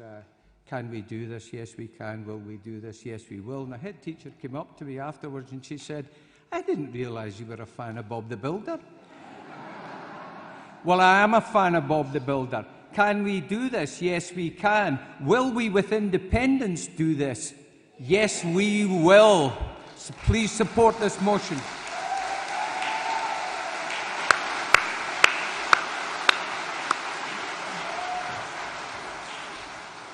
Thank you very much indeed, Hamish Furlong. For those delegates that can't see, Hamish delivered that entire speech without a single note.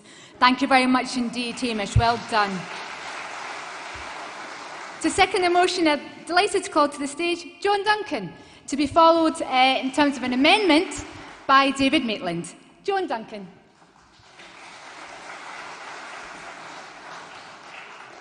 Well, how do you follow that? Because I can't pretend to have the expertise and the knowledge that Hamish has, but I can just add my own little bit. I was asked to do this the other day. Would you second a motion? Oh, yes, I'll second a motion. Oh, but you've got to speak. That's the problem.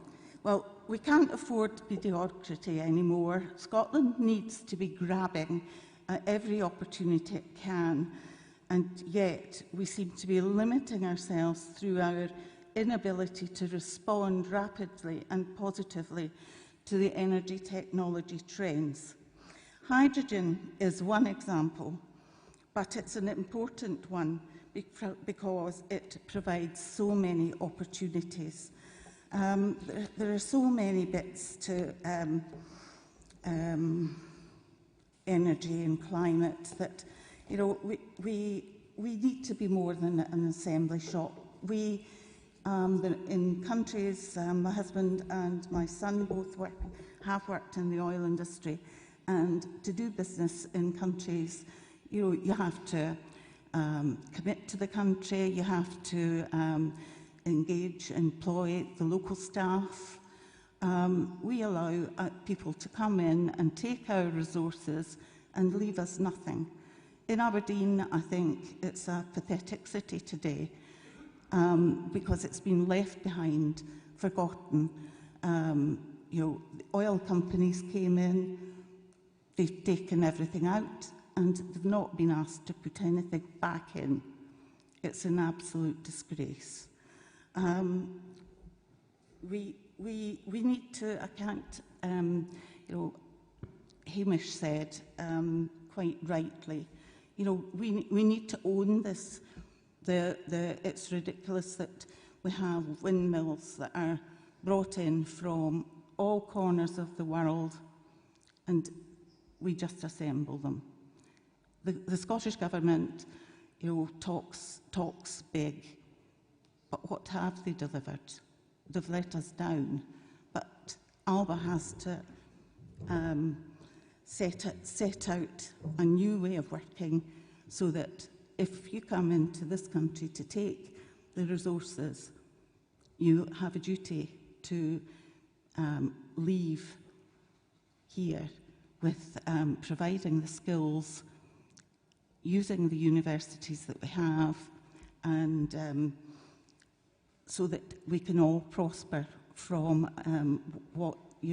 if we've got a quarter of the wind power of the whole of Europe, we surely can harness that money to develop better futures for our children and leave more money here in Scotland.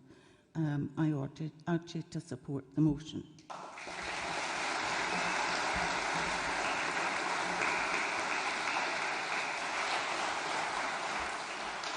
Thank you very much indeed, Joan. I'd like to call David Maitland to move the amendment. Can I have a seconder to the amendment from the floor, please, to allow David to speak to the amendment? Just looking for a seconder from the floor. Anybody? Lovely. Thank you very much indeed. David. Thanks very much indeed. I was planning on making a very, very short speech here today, but after hearing this lady's speech today, I've added a little bit into my notes. Aberdeen's the lowest funded city authority in the country and has been for 50 years. For a city that's generated $10 billion a year for the nation's economy for over 50 years, that's not a very good return on investment.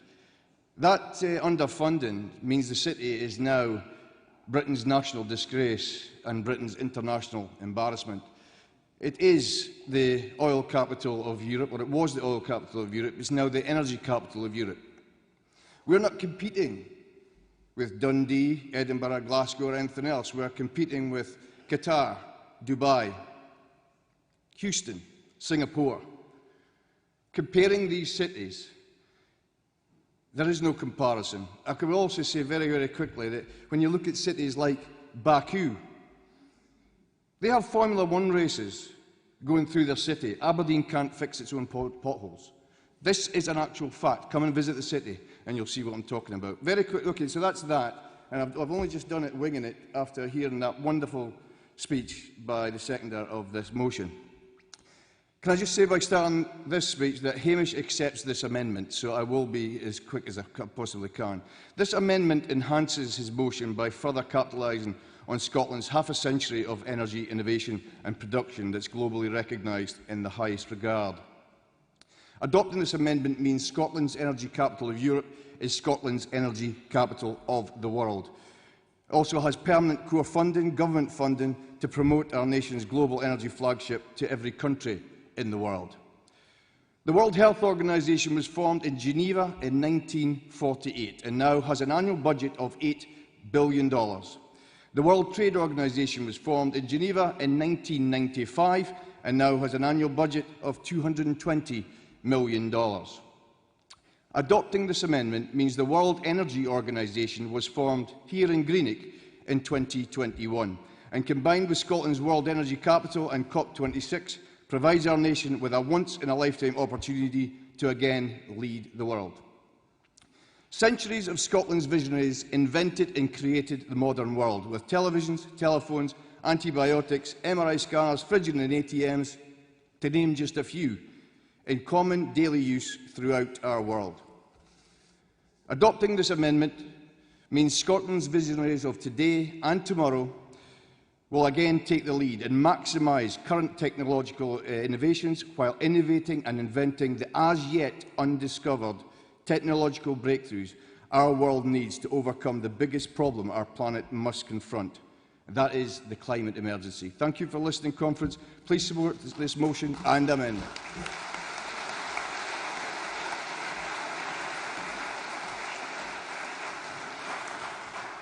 Thank you, David. And our final speaker on this motion, speak in favour of the motion, is Chris O'Donnell. Chris.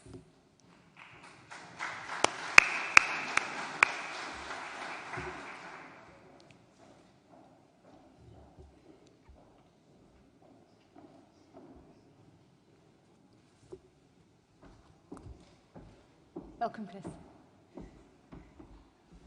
Good afternoon, conference. You've got no idea how bright these lights are until you get up here.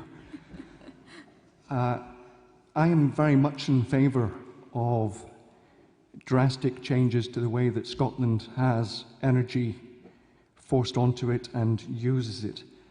I've spent 15 years working within the technological side of the oil industry, but then after leaving, when I became a journalist, I got involved with anti-fracking and climate change ideas. I live in the Western Isles. SNP are choosing to not replace a power interconnect from the mainland to the Isle of Lewis after it got cut by the American Navy 9 months ago, and £100,000 of diesel is being burned a week in Stornoway alone, just to power the Isle of Lewis and parts of Harris.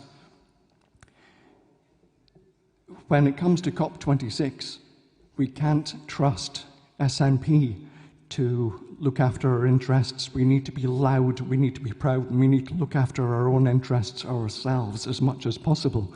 Anything at all that Alba can do to force the agenda needs to happen as quickly and as loudly as possible.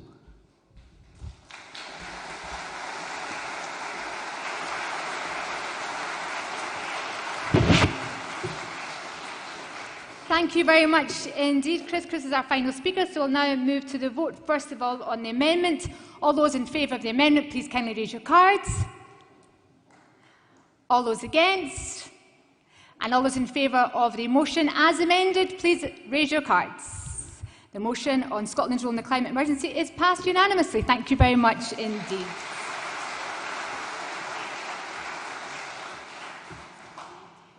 Now we move on to Green Imports, motion number 8, originally to be proposed by Craig Berry, who unfortunately cannot be here with us today. Instead, we have George Kerrivan moving the motion, and to label George to propose the motion, can I have a seconder from the hall? Thank you very much indeed. George Kerrivan to propose motion number 8 on green imports.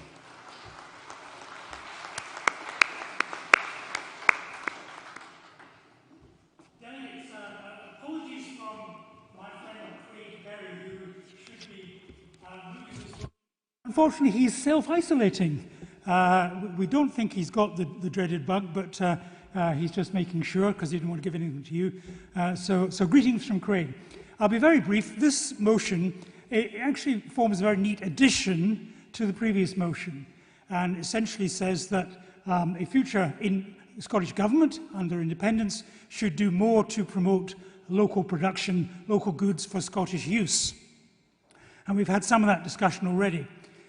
There are those who will cavil a bit at this notion and say that, well, that's, you can't cut yourself off from the rest of the world, you can't just make everything you need and not trade. Let me explain the economics very briefly. Scotland used to be one of the world's greatest exporters. And then we had deindustrialisation under Margaret Thatcher and Gordon Brown. Now, when you have deindustrialisation, you can't sell abroad. But equally, you have to import.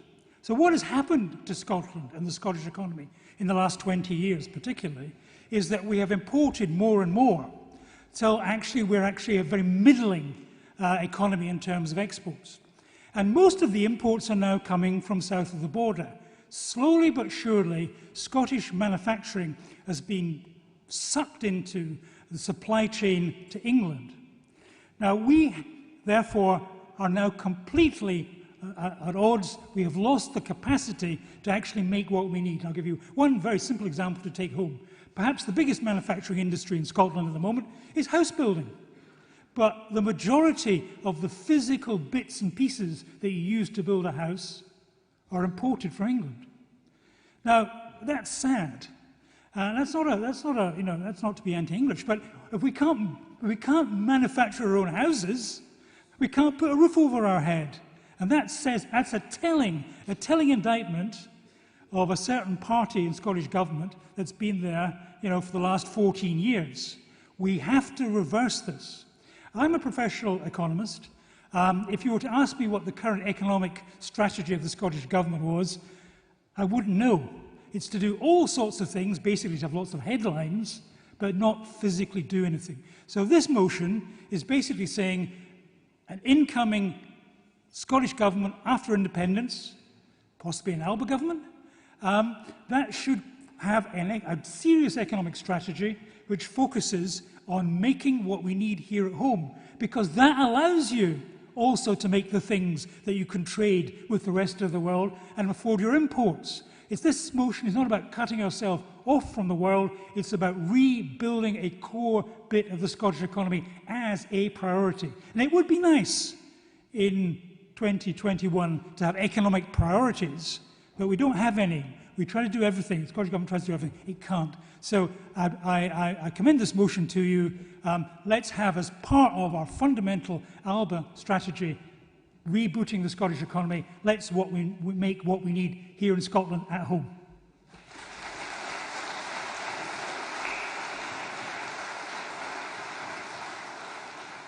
Thank you very much indeed, George. There are no further cards in, so can I ask if motion number 8 on green imports is passed by acclaim?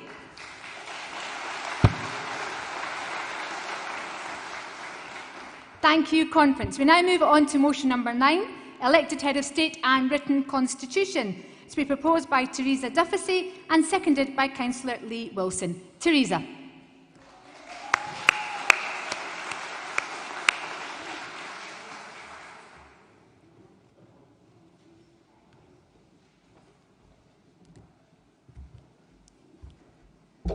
Good afternoon, everybody. I've never spoken at a conference before, so I'm a bit nervous. Let me begin. Well, a constitution guarantees liberty and citizens' rights under the law. It is the foundation of civil liberties. It tells other nations of our values and standards. It sets out the principles by which we hope to live. It bedevils elected authority that dares to become a tyranny. Now, these fine words are from Gareth Wardell, also known as Grousebeater. He and others, such as the Constitution for Scotland, have already made great contributions towards drawing up such a constitution for our country. As such, ALPA recognises that much good work on this has already been done. Our constitution would include such matters as the voting franchise, the media, free speech, the judiciary, national holidays, and much more. We also now have the mechanism of citizens' assemblies operating in Scotland. Such assemblies have helped shape policies around the world, most notably in Ireland, on issues such as abortion and gay marriage. So it makes good sense that a series of citizens' assemblies, followed by a referendum on the proposed constitution, will be the appropriate mechanism to achieve our aim. Scotland's constitution starts from the principle that the people of Scotland are sovereign, and in keeping with that tradition, ALPA will propose that once the term of the much-respected present monarch is over, we will move to an elected head of state with similar powers to that of the Uachtar na Éireann, the President of Ireland, and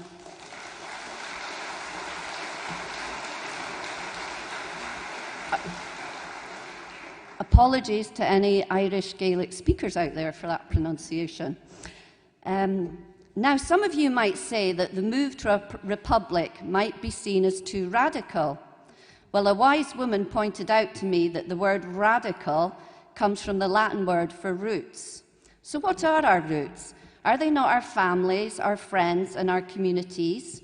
These exist on love, trust, support, and fairness. So if radical means nurturing these roots, I say let us be radical. Let us get behind a Scotland based on our communities and fairness, and not one based on inherited wealth and privilege. In addition, the monarchy is an institution that perpetuates and legitimises the whole of the class system, thus further penalising the working class and the dispossessed. And you have to query the legitimacy of an institution that interferes with public life. Recently, it was revealed that the monarch vetted 67 laws before our Scottish Parliament could pass them. The Queen was also given an exemption from a law that was designed to cut carbon emissions. There's a climate emergency, the most dangerous threat that faces the world just now, and yet the monarchy gets an exemption. And we all know about the spider letters from Prince Charles. Is this interference in our democratic processes fair or right? I think not. The sovereign grant alone came to £69 million in 2020. The organisation Republic says the actual cost is £345 million. These are taxes the lowest paid of our citizens are paying towards the upkeep of individually wealthy people, and yet we are shamefully seeing children queuing at soup kitchens for the homeless in Glasgow. Something is very far wrong here. And post-independence, would an independent Scotland really have the head of the Church of England as our Scottish head of state? The whole scenario is an anomaly in itself. Incidentally, only 2 states worldwide have religious leaders as part of their governments. One is Iran, the other is the UK, i.e. the unelected bishops in the House of Lords. In short, the monarchy is outdated, unfair, and unfit for purpose. Countries such as Barbados are to become a republic in November, so why shouldn't we? The existence of the monarchy perpetuates and legitimises a doff-your-cap mentality and acts as a means to reinforce the exploitative class system. In a new independent Scotland, we want to do things differently. We don't want the scenario of meet the new boss, same as the old boss. We want a society based on the decent values of fairness and community, one where all citizens matter, and not one where your life chances are dictated by birth, inherited wealth, and privilege. Let me ask you this. If, in an independent Scotland, there was no monarchy, would you strive to establish one? Would you vote to divest the common people of large tracts of land and pay millions of pounds of taxes to an independently wealthy family while turning your backs on the poor? I think not. So why then should we continue to perpetuate something that we would not wish to have in the first place? Conference, I commend this motion. Let us move towards a written constitution via the means of citizens' assemblies, followed by a referendum. And let us include in that the establishment of an elected head of state. Let us be the Scotland we strive to be, because another Scotland is possible.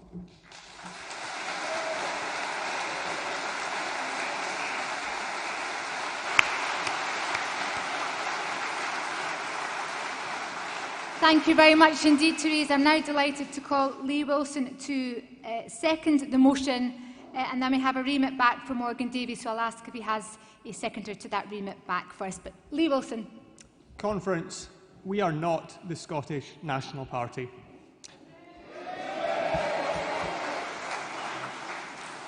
And it therefore stands that we do not need to see things through an SNP prism. What does that mean in theory? Well, being a smaller party affords us a great many advantages, one of which is the licence to be bold in particular. Not ideologically doctrinaire, because I think we should avoid that, but being bold in the great Scottish tradition. If nature abhors a vacuum, and indeed it does, then let us be the party of ideas, the party of a plan for independence, and the party with the energy to get us there. Alba, certainly for me, feels like the first proper post-independence party. So let us put forward a prospectus which is inspiring and unwaveringly modern. Let's resolve to have a written constitution. Let's resolve to empower our people. And yes, let's resolve to have a democratically elected head of state.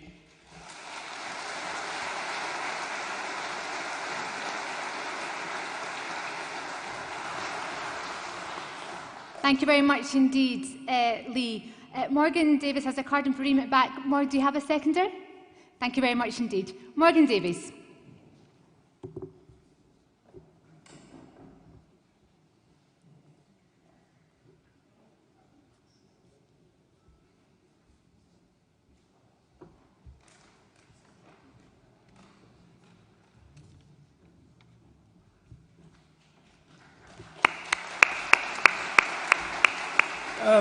Morgan Davies, an ordinary member of Alba, standing for the NEC, even though my name was missed off the ballot. I'm not going to speak against the Constitution for Scotland because we need one. I'm not going to speak against an elected head of state because we need one. There are two concerns with this motion. One is the belief that we need to wait till the current monarch is no longer with us before we change to a republic. As was noted, Barbados has decided to become a republic, and it's not going to wait. It's going to do it in November. We can learn a lot from Barbados.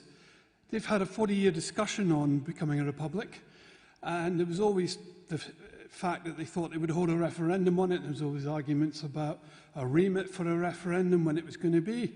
Current government decided to become a republic without a referendum, because they won every seat in their election, which is a mandate.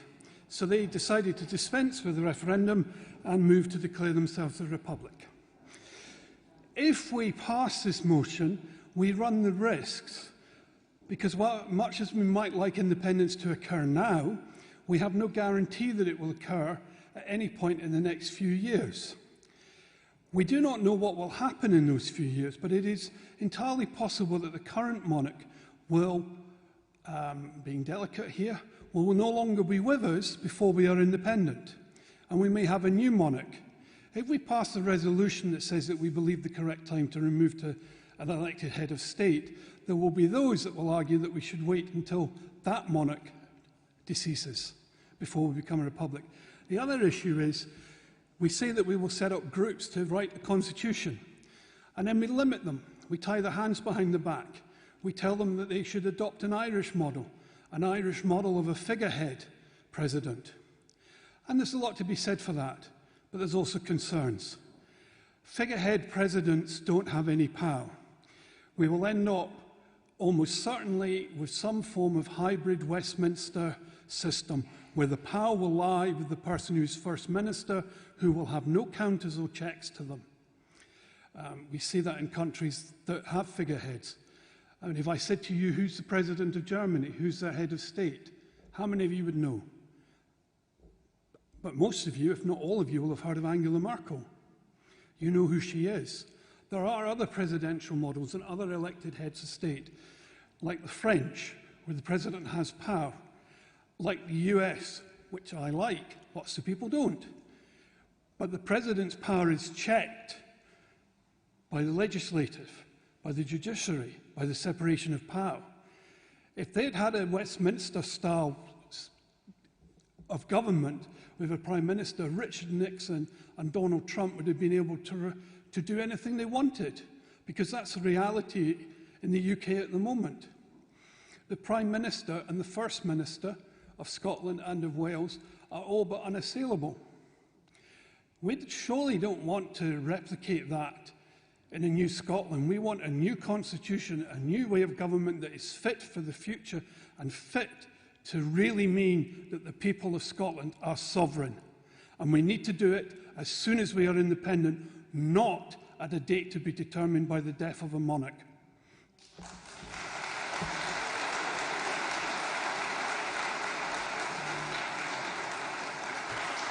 Thank you very much indeed, Morgan. And the issue has been addressed in relation to the ballot, and apologies from the Chair.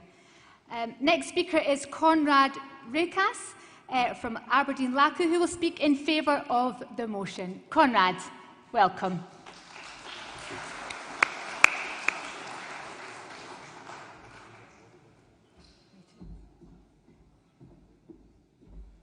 Thank you very much for the voice. Dear friends, dear comrades, as you can hear, I'm one of the new Scots. So please forgive me my terrible accent. I know it, but I try, I really try. I have to confess you to one more thing. As a teenager, as a boy in Poland, I grew up with Jacobite legend, the white one, you know, this. We Poles, we love romanticism. We love these romantic stories about the Bonnie Prince, great-grandson of the Polish king, John Sobieski. We have learned about it in our schools. Poland and Scotland are very close to each other. And everyone who followed the history of Scotland was hit by similarities between history of Poland and Scotland. Even today, we spoke about tradition of the Celtic Circle. Yeah? In Slavic tradition, in every Slavic country, there is the tradition of wiec. This is the meeting of free people, free farmers, warriors, men and women equal, who delegate their power to the leader, to the elected leader. I have to say that today I feel like amongst such a circle with our leader Alex Salmond and with all the equal people here on this room.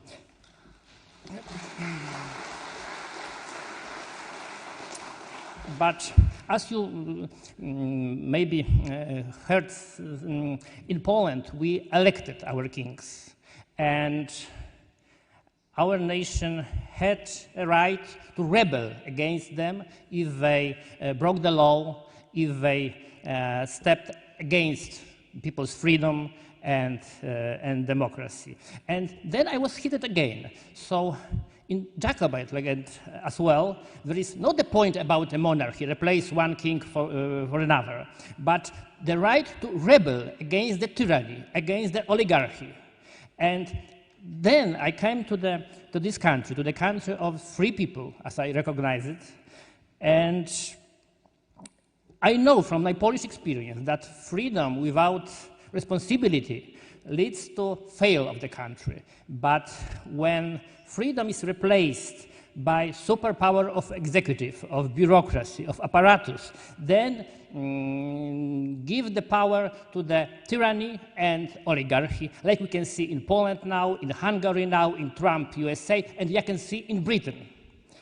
And even if my darkest nightmares, I've never expected, I never be so suspicious to think that this threat, the threat of tyranny, can appear here, in the land of free people, in Scotland. And we all know from what side this threat can come from what person, what apparatus, what mechanisms inside the country. So I strongly support the motion proposed by Theresa and Lee, my Aberdonian friends, and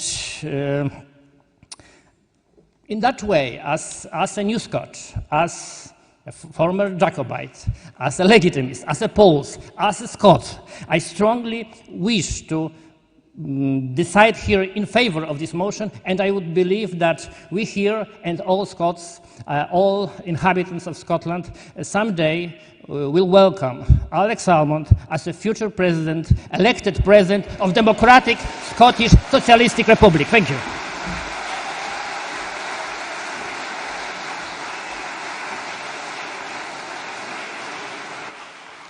Thank you very much indeed, Conrad. I'd like now to invite our final speaker to speak in favour of the motion, Chris McElhenney. Thank you, Chris.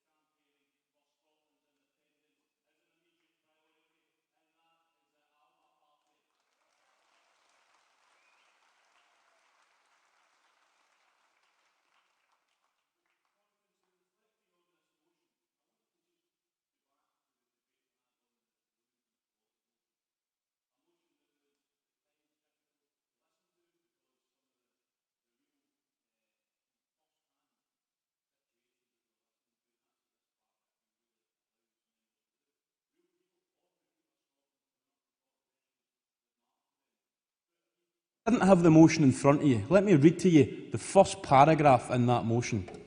Conference recognises that by dint of birth and happenstance, we are not all created, nor do we live our lives as equals. Scotland's history involves multiple injustices, where chance or privilege have dictated outcomes, and today poverty continues to be the biggest driver of inequality and a blight in our society. Conference, I represent a community that 1 in 4 children live in poverty. You explain to me how I can go and win the argument that we should all live as equals, when through the sheer chance of the bed that someone was born in, they have a silver spoon in their life and they get to live their life rich, they get to live their life governing the very laws that we send people to Parliament to pass. Conference, that is not a country of equals. Only by living in the early days and creating an independent Scottish Republic will we create the country we seek.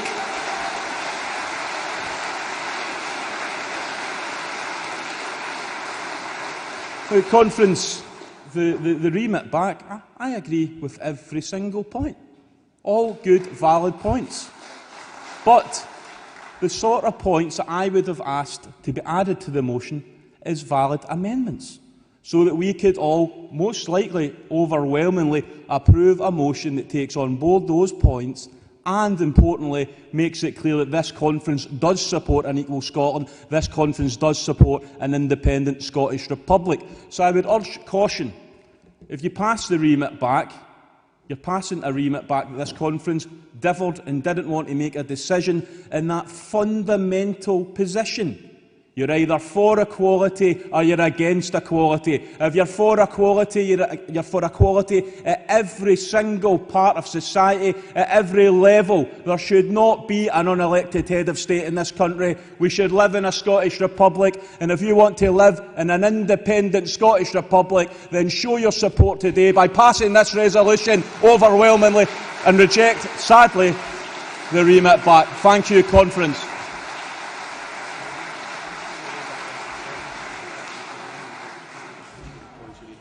Thank you very much, Chris. I've been handed one more.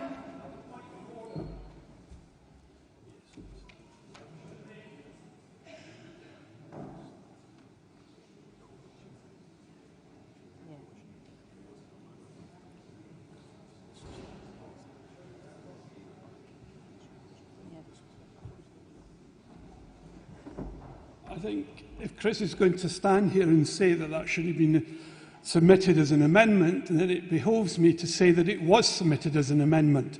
It was not accepted. Therefore, the only option to move it is as a remit back so that it can be added in and brought back to conference. I would happily have it as an amendment. Thank you, Morgan. I don't know if that's possible or not, but it was submitted as amendment. The conference committee did not accept it. Thank you, Morgan, for your point of order. Thank you very much indeed.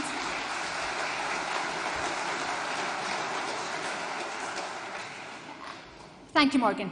As convener of the conference committee who saw all of the suggested amendments to all of the motions that you see before you today, the motion to which the delegate refers substantively changed the resolution and the substance of it, and therefore couldn't be included as an amendment to that resolution. With that, I was passed a final card. I know I said that Chris would be the final speaker.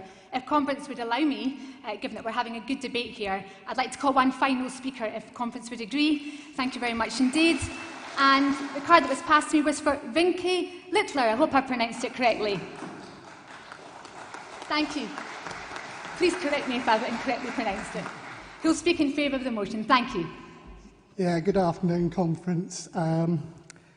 It's almost sort of too late in the sense that I knew what I wanted to say, and I would say that Chris has actually spoken for me in talking about the amendment. I certainly would support an amendment along the lines of the remit back. I think the situation all my life, my expertise is written down on the card, is living all my life in a country without a written constitution. And the effect is corrosive. It's corroding into the current Scottish government. And the two parts of the motion, the position of a monarch replaced with an elected head of state, and the written constitution go very much hand in hand. And I think because it's corrosive, it's that much more important for Scotland. With regret, Morgan, I can't support the remit back, with great regret. But I do support the motion, and I do urge everyone not just to support it, but to support it enthusiastically. Thank you.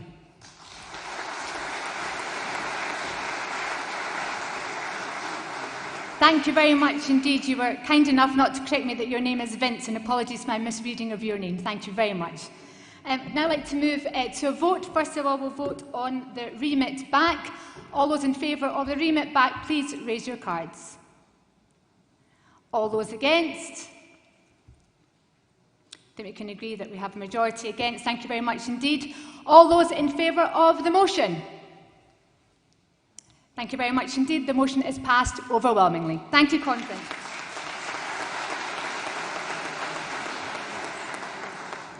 Now we move on to motion number 10, a Scottish model of legislation for prostitution.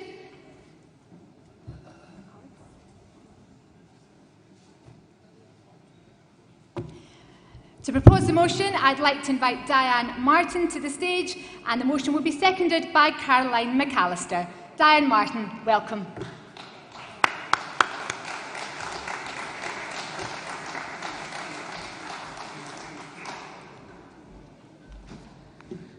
Thank you, Conference, for this opportunity to speak and propose at this first Alba Conference that the party agree that prostitution is violence against women.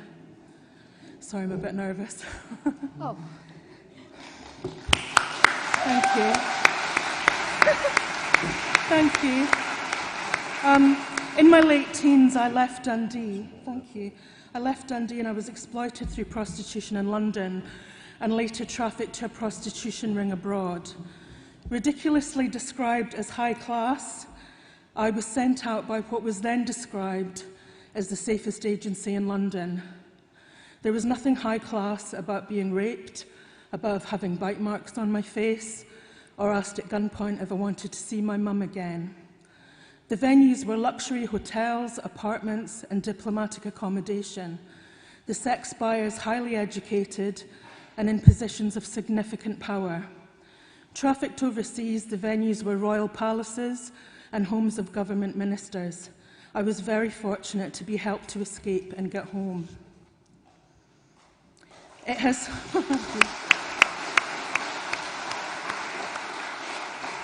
been the privilege of my life to have spent the past 25 years supporting other women to get out too.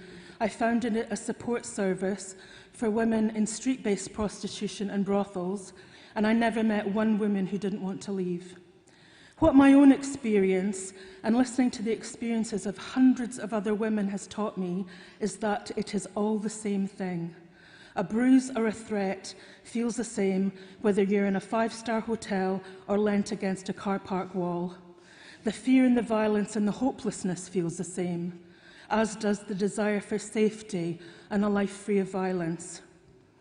Recognising prostitution in different locations as expressions of the same form of abuse is key to dismantling these oppressive and harmful systems. In prostitution, there are nearly always underlying issues creating conditions of vulnerability. Most women and girls' routes in are paved with these issues: poverty, childhood sexual abuse, neglect, homelessness, addiction, or coercive and controlling relationships. This is why we must rid ourselves of this false dichotomy we're continually presented with, that of course sex trafficking is bad, but prostitution is a job like any other. Both rely on gender inequality and vulnerability. Both are inherently harmful, trapping women and children in a violent and predatory system. To keep the sex trade going and growing, there needs to be a continual stream of new products. How on earth can we accept that a subset of women, poor women, working class women, vulnerable women, can be fodder for the sex industry, exploited then deemed past their sell-by date, used, abused and discarded? In Scotland, the overwhelming majority, I would say well over 95% of women in prostitution, are from poorer countries or are Scottish girls and women whose start in life has been made up of multiple disadvantages, then preyed on and exploited. So, what kind of a Scotland do we want to see? Well, that's what we're talking about this weekend, isn't it? Surely a progressive Scotland, and there's nothing progressive about prostitution. We need a vision for Scotland that becomes a reality that we can be proud of, and that rejects the idea that a person can be for sale. As well as having an independent nation, surely we want all our people free from violence and exploitation, with the safety and independence to create the lives they truly want. And girls in Southeast Asia, Eastern Europe and Africa deserve their dreams for their futures, which I know don't include being trafficked here to be raped and exploited. Alba is committed to a constitution that enshrines equal rights for all. Prostitution is a system of gender inequality where women exist as objects, are treated like commodities to be consumed and discarded. We'll never have genuine equality between women and men while men are able to pay for the use of women's bodies. Stating the truth that prostitution is violence against women recognises the inherent violence and the highly gendered system of prostitution, and that demands a duty of care. It is from that policy position that we can begin to build a response to address that demand, address that inequality, and give support to help the victims of it. Of this conference, Alex Salmond has said, "We'll go into this first conference with high hopes and with brave hearts. As a survivor and as a witness to the inherent harms and violence prostitution inflicts on so many, I have come here with high hopes, and I am putting hope in your brave hearts and in your sound minds to recognise and agree that prostitution is violence against women, with no place in a progressive Scotland that demands equality and safety for all. Is Alba a party that will stand up for some of the most vulnerable people in our society? I hope so. Together, let's take down the for sale sign in Scotland. Thank you.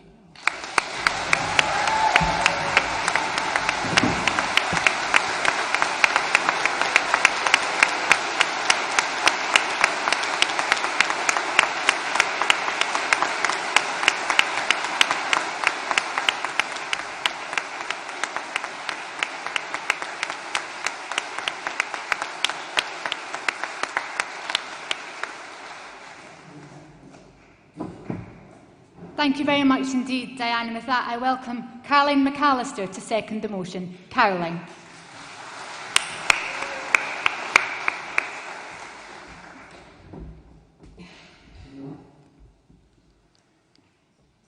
Conference, in preparing to speak to this motion, I came across the following quote on a Model for Scotland's website.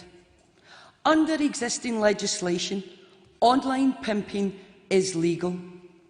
Men who exploit women by paying for sex enjoy impunity, while women abused through prostitution can face criminal sanctions for soliciting.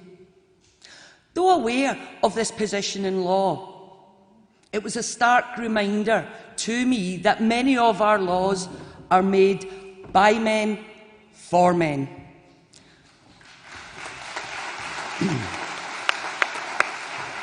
The Model for Scotland campaign has called on the Scottish Government to shift the burden of criminality off victims and place it on those who perpetrate or profit from sexual exploitation. And I want to take a moment to pay tribute to Diane and her colleagues in their pursuit to decriminalise the victims of prostitution.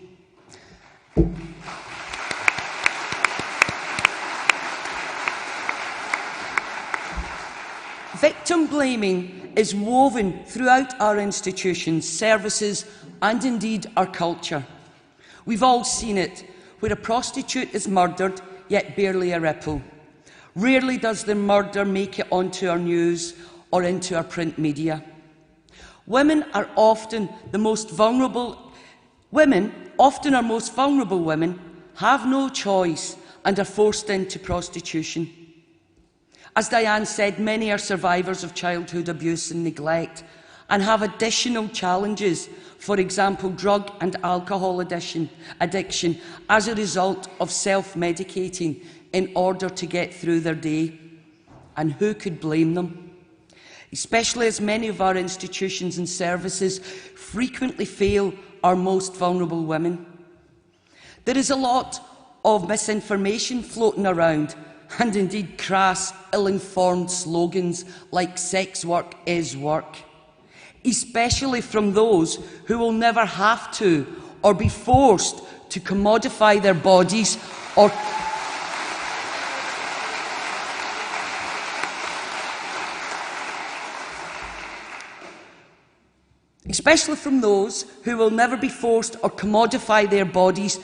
compromise their dignity in order to survive.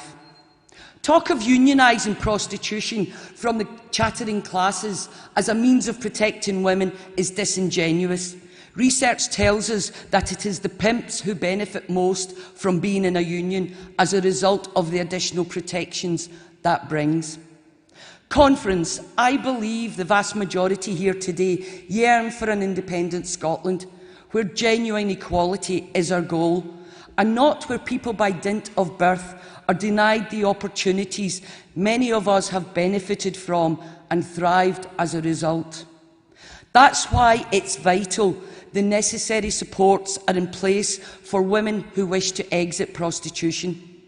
Meaningful support that ensures they are financially secure, that quality and non-judgmental healthcare and psychological support is accessible in order to help women recover from the traumas inflicted upon them, and that they are not denied education or employment opportunities. In an independent, socially just and equal Scotland, we all merit the opportunity to thrive. Conference, I urge you to support the motion. Thank you.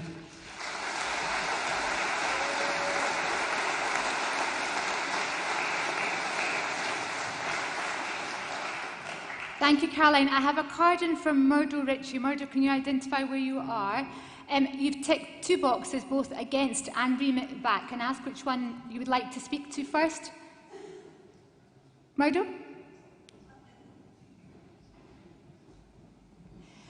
Murdo, you've ticked both against and remit back. Which one?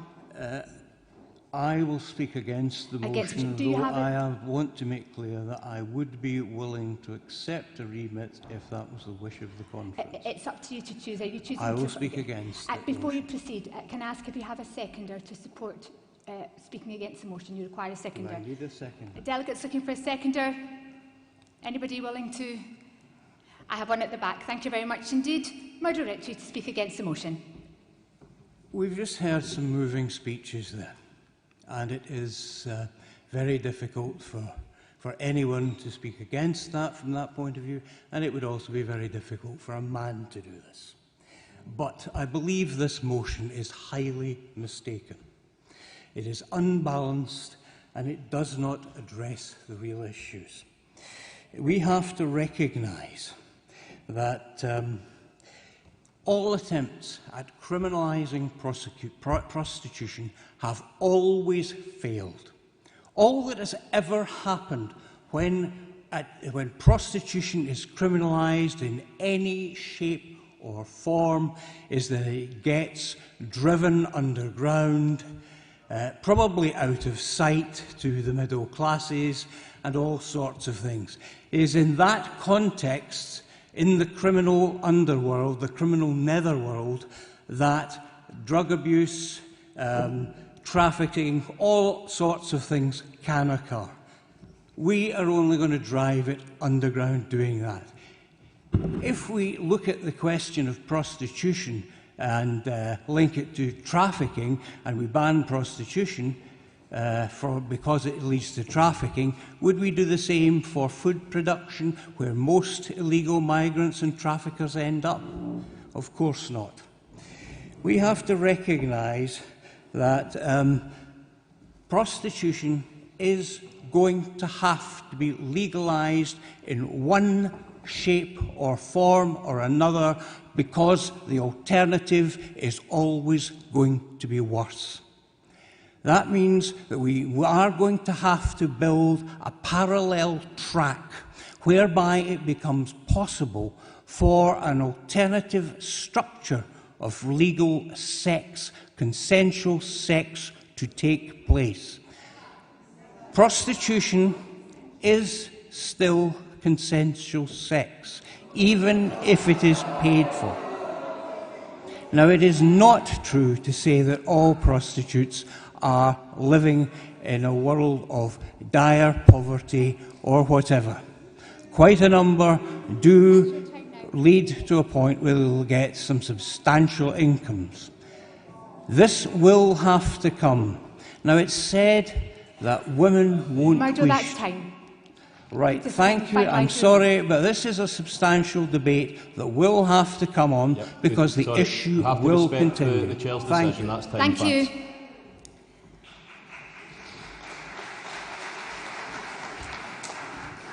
I'm delighted to call our next speaker, who will speak in favour of the motion, and that's Karen Law, who wrote a university dissertation on this exact model. Karen Law.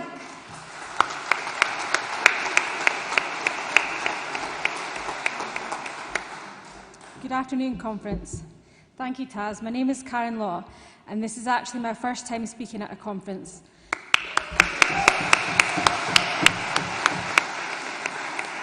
I had not felt confident speaking at SNP conference, but today this feels like such an open and welcoming environment here at Alba Conference.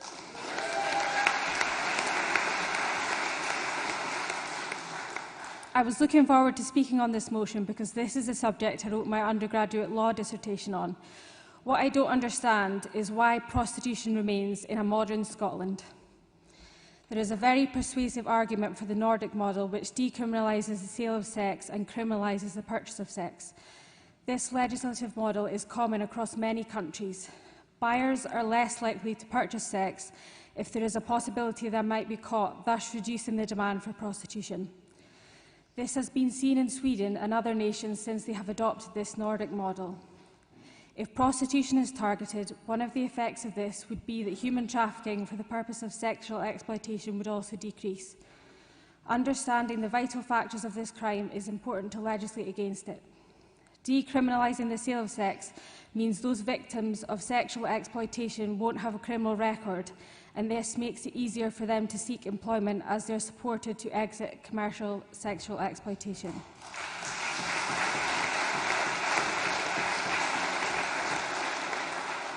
This also has profound benefits in reducing the negative impact on the mental health of these women. In 2013, there was a proposed criminalisation of the purchase of sex bill brought to the Scottish Parliament. However, this didn't go forward as it did not gather sufficient support in Parliament. Vulnerability to sexual exploitation is based on sex. Therefore, we must create awareness on this issue among society and legislators as a form of violence against women. I support this motion. Thank you.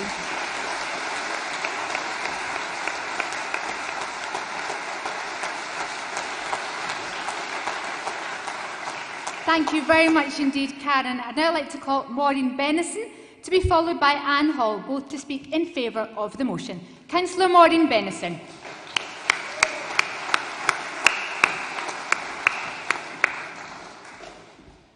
Hi, conference. This is also my first time at speaking at conference, so I'll try and not make a hash of it. Every single one of us in this room supports Scottish independence, and we all have our views on what that free nation should look like. For me, part of our independence would be a female-centred approach to issues which are predominantly about the safety of women and girls. And there is a disproportionate number of women and girls who are prostitutes compared to men. There is currently a debate on reducing the demand for the sale of sex. One side of the debate say that prostitution should be decriminalised, that prostitution is a career choice. Sorry, I've lost where I was. That prostitution is a career choice, that to criminalise the man buying sex would put women and girls at further risk of sexual violence and harm. But how can a career in prostitution ever be safe? There is no other job in the land where women are subjected to sharing intimate acts, body fluids and selling your actual body to strangers. There is no career in the land where there is a risk of unwanted pregnancies or STIs or HIV. There is no career in the land where your human dignity is for sale. There is no career in the land where women and girls will be trafficked by pimps only to be raped and abused every single day. The other side of the debate wants a model for Scotland, similar to the Nordic model, where the buyer of sex is criminalised, for women to be given all the necessary help and support to exit prostitution safely when they feel ready to do so, for any of the women's criminal convictions for prostitution to be quashed, and for legislation on pimping and trafficking to be strengthened. The organisation Nordic Model Now has found a peer-reviewed study that links prostitution and inherent violence. a study of 854 prostitutes across 9 countries, this study reveals startling instances. 64% of prostitutes had been threatened with a weapon, 74% had been physically assaulted, and 57% had been raped. The study found that prostitutes in Nevada would rather work in the street than in legalised brothels, because women are not allowed to say no to the buyer in the legalised brothels. In the Netherlands, female prostitutes reported symptoms of PTSD due to the sexual violence they had experienced working in legal brothels, clubs and windows. The study concluded that we can no longer make assumptions that violence and harm in prostitution is accidental. And because of this risk of violence, there is a higher risk of death. Nordic Model now found that in Spain, where prostitution is legalised, between 2010 to 2018, 43 prostitutes were murdered, mostly by pimps or buyers. In Germany, between 2002 and 2018, 91 prostitutes were murdered, again by pimps or buyers. In Sweden, between 1999, when the Nordic model was introduced, and 2018, there was 1 prostitute murdered by an ex-partner, not by a pimp or a buyer. There is evidence that where there is demand for the purchase of sex, there is an increase in human trafficking. To meet that demand, women and girls are trafficked into prostitution by way of coercion and control from pimps, or by forming fake relationships known as sugar dating. There are also women from abroad who are promised the earth by human traffickers, but instead forced into brothels or online prostitution or pornography. Women who are trafficked or coerced into prostitution are not there by choice, so they are unable to give their consent to sex. And what is sex without consent? It's rape. So in effect, by decriminalising prostitution, the state is legalising the rape and abuse of the most vulnerable women and girls in the world. In Germany, where prostitution is decriminalised, there are 1.2 million transactions a day of men buying sex. That would be like a fifth of the population of Scotland buying sex every day. It is degrading to women, it's demoralising. It's as easy to buy a woman as it is to buy a bottle of wine. And legalisation of prostitution does not keep women safe. Pimps hide behind legislation, and it's far easier for vulnerable women and girls to be trafficked into legal brothels. If there was less demand for prostitution, there would be less trafficking. Contrast this to Sweden, where the Nordic model was introduced 20 years ago. Sweden wanted to reduce the demand for prostitution.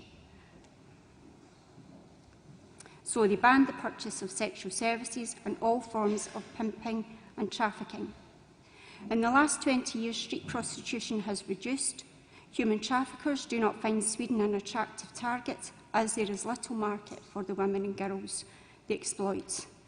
As already stated, prostitutes in Sweden are less likely to be killed by pimps or buyers. Sweden also has support mechanisms in place for women who want to exit prostitution. There has also been societal change, as young men in Sweden regard buying sex as socially unacceptable.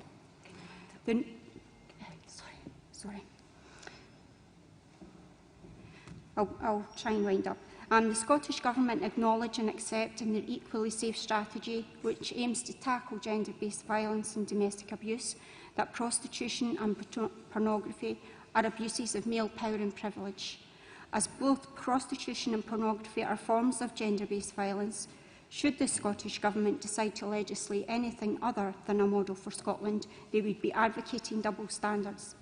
They can't declare in one strategy that prostitution and pornography is a form of gender-based violence, yet in another legalise the very same sexual violence and harm against women. I hope today you'll be able to support this resolution, and I really hope that the Alba Party can send a strong message to the Scottish Government that the Alba Party wants Scotland to be an independent nation where the human body is not for sale.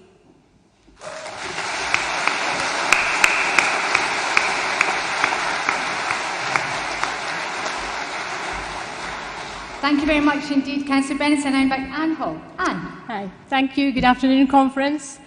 I'm speaking for the motion. Daria Pionko, aged 21, from Poland, was brutally murdered by her buyer in the Holbeck area of Leeds. The area was being piloted as that legalised zone, legalising the sex trade from 7 p.m. at night till 7 a.m. in the morning. And despite the murder, the pilot was deemed a success and safe for women. Are women that expendable? There were many violent incidents in the zone. Pimps, drug dealers, traffickers, trafficked Romanian women all operated in plain sight. Cars arrived nose to tail to pick up women. The increase in rapes and sexual assaults sent a very clear message to the women in the area that women are objects for men's use. Teenage girls were harassed, and women returning home from work were propositioned at bus stops. It was eventually shut down this summer. Countries which have experimented with full decriminalisation have ended up with more prostituted women, more trafficking victims and more violence, Germany and New Zealand included. Women are not empowered. There were no empowered women in the Holbeck area of Leeds. They were all drug addicts.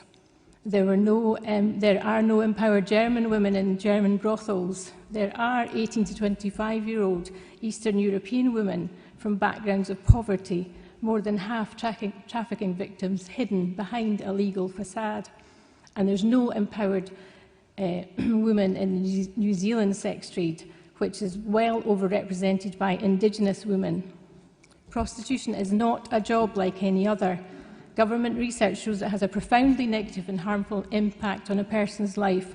A majority suffer from PTSD, head trauma, back pain, vaginal injuries, mental dissociation and depression. Their histories include poverty, homelessness and child abuse. A young friend of mine, a prostitution survivor, now requires daily care as a result of the physical and psychological damage.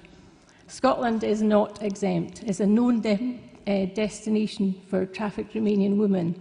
Prostitution is properly defined by our government as a form of violence against women, yet prostitution can be found across our nation, not just in the big cities. On punter websites, buyers can select their purchase like any other online product. They can order a woman and review her performance like any other commodity. And when they suspect she's underage or trafficked, they don't report it, but use her anyway.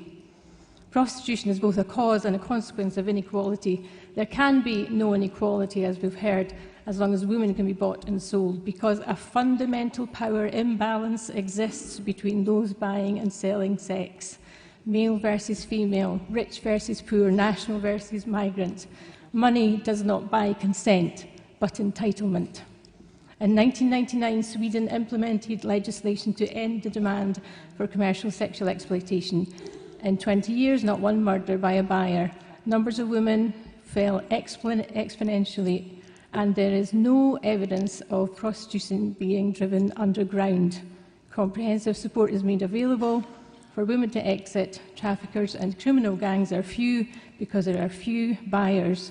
These results are in, and they are repeated in the other countries following this legislation. International advice is to seek to end the demand for sexual exploitation, and the most effective way is to criminalise the purchase of a sex act. The sex buyers are just a minority of men, but they do a lot of damage, and most research consistently shows most have sexual partners. This is a model which legislates to protect the vulnerable and promotes real equality by decriminalising victims and offering support. 22 years ago, Sweden said, "We want the world to know women and children are not for sale." Today, let Alba say the same. Please support the resolution.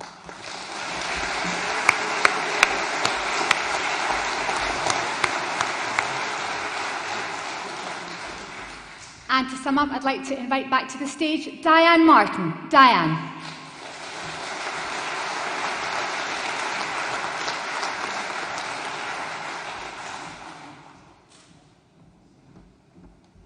Hi, it's me again.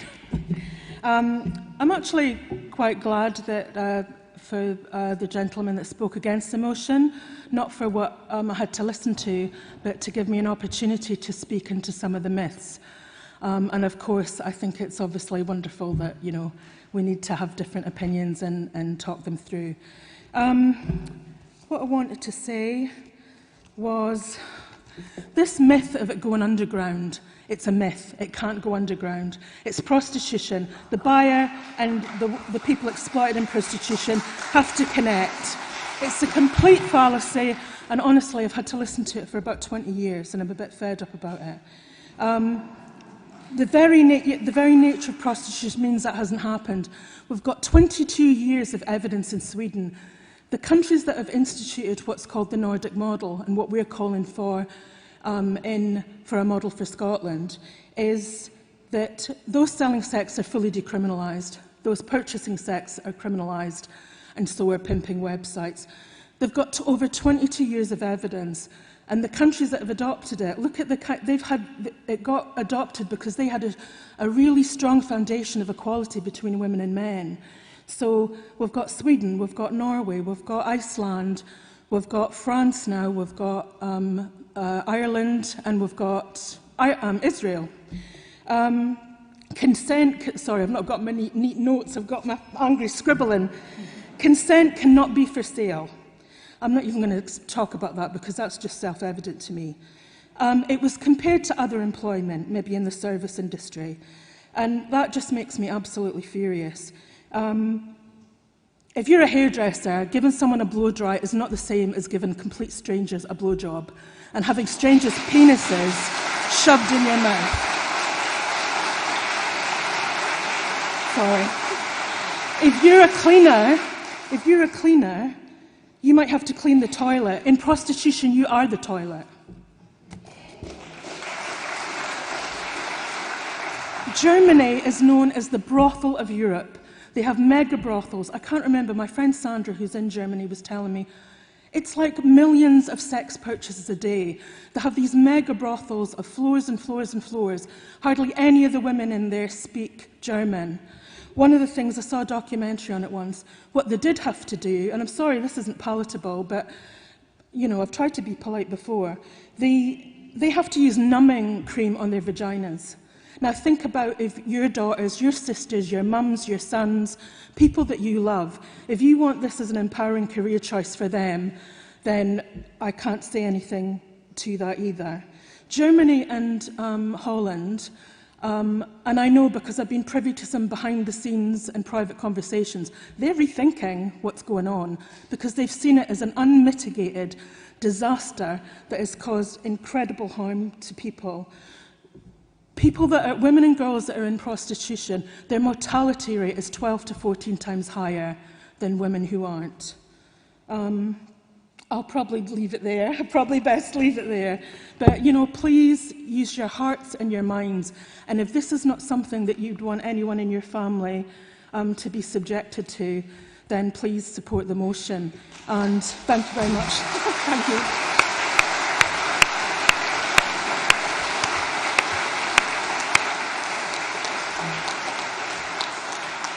Thank you very much indeed, Diane. We'll now move to a vote. First on against the motion. Yes. No, in favour of the motion first. Yes. All those. Because you chose, it wasn't a remit back, it was an against. Yeah. Thank you very much, National General Secretary. All those in favour of the motion, against the motion, yes, please raise their cards. All those against the motion, raise their cards. See one. Forgive me. Trust me to get this one wrong. All those in favour of the motion, please raise their cards. I think we can say that motion number 10, a Scottish model of legislation for prostitution, has been passed overwhelmingly.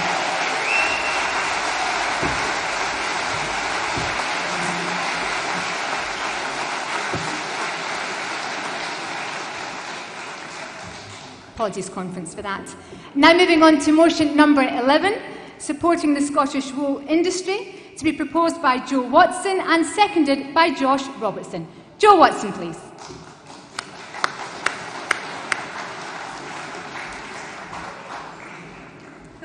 conference. I'm also a first-time speaker here, and I think it's really impressive how many first-time speakers we've had here today. It just says a lot about the direction of the party. I want to talk to you about this stuff, Scottish wool.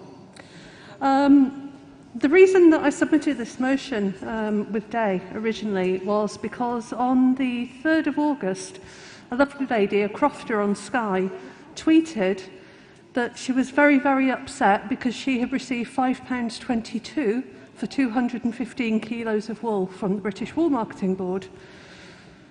To me, that basically demonstrates that the system is broken. This is what Day's got to say about it.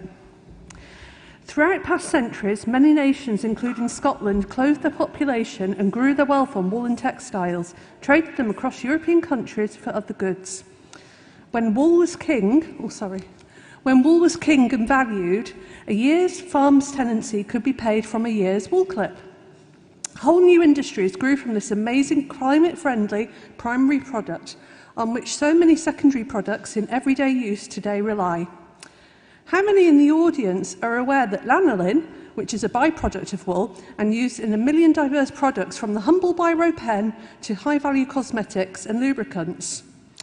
Currently, the leading commercial marine lubricant is a product called Lanacoat. Therefore, it's very environmentally friendly. Scotland and Wales have the largest number of sheep in Europe. Yet presently, we sit in ignorance of the existing and potential opportunities from wool, whether employment or mitigating the damage brought about from our prolific use of oil-based chemicals produced by products clogging up our oceans and waterways. In the borders, our knitwear and textile industries, once global leaders, have been eroded and nearly decimated. In fact, there's only one traditional weaver left in Scotland, and that's my friend Robin Elliott. Those clinging on with skills left must be protected and preserved. Our border railways had to be hard fought for as unionists fought to prevent any recovery in the region. If we are to protect our high-quality, climate-friendly wool and its secondary products, then we must take back control of the whole production cycle. Wool is a natural product. Wool byproducts are natural.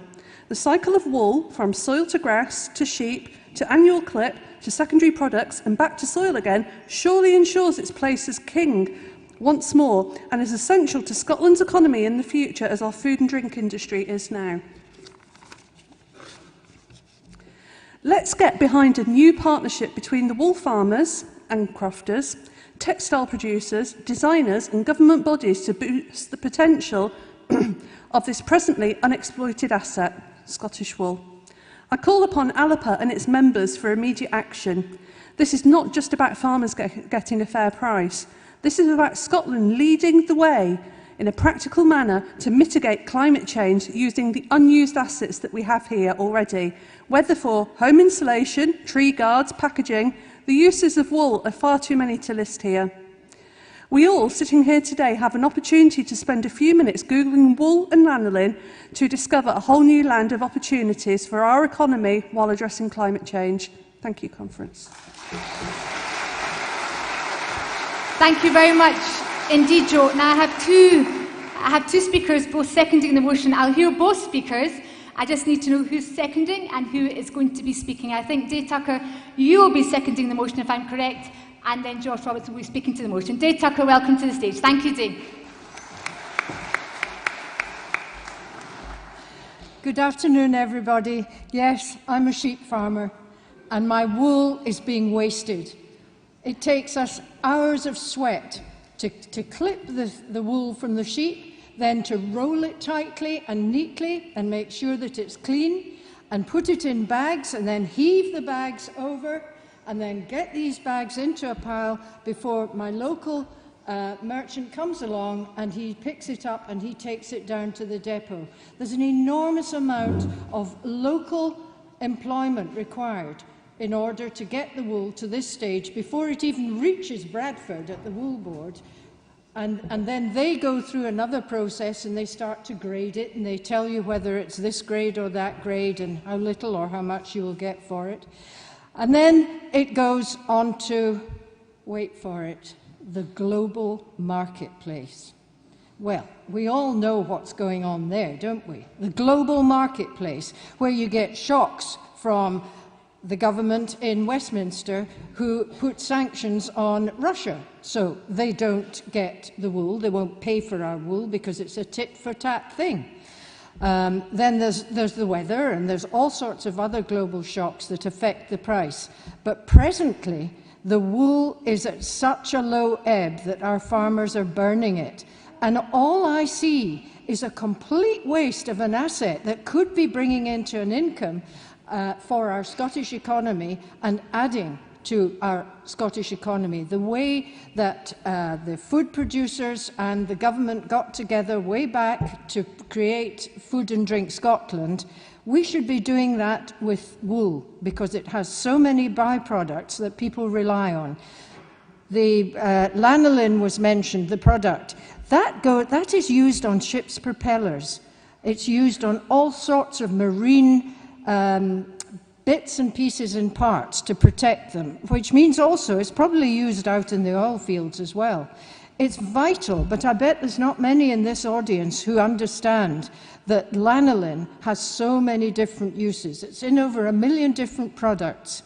So please, all of you, could you do me a favour and try and go on Google and just out of curiosity, because that's an asset that nobody can take from us as individuals, use your curiosity and Google wool and Google lanolin and see just how much there is that we don't know about it. And then when you go in to buy a cardigan or some kind of garment, check whether it's been made in China and whether it could have been made in Scotland and it could have been made from our own local products. So let's try and do our bit, no matter how small, to help this one product that could add to our Scottish economy. Is that okay? Thank you very much indeed, Dave. Thank you, Dave. I'd now like to call Josh Robertson to be followed by Louise Hogg. Josh.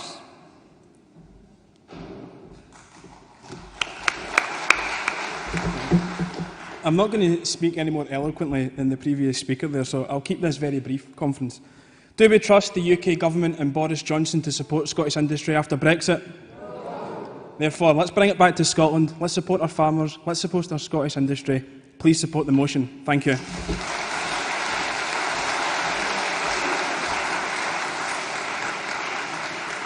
Thank you, Josh. Louise Hogg will be our final speaker on this motion. Louise.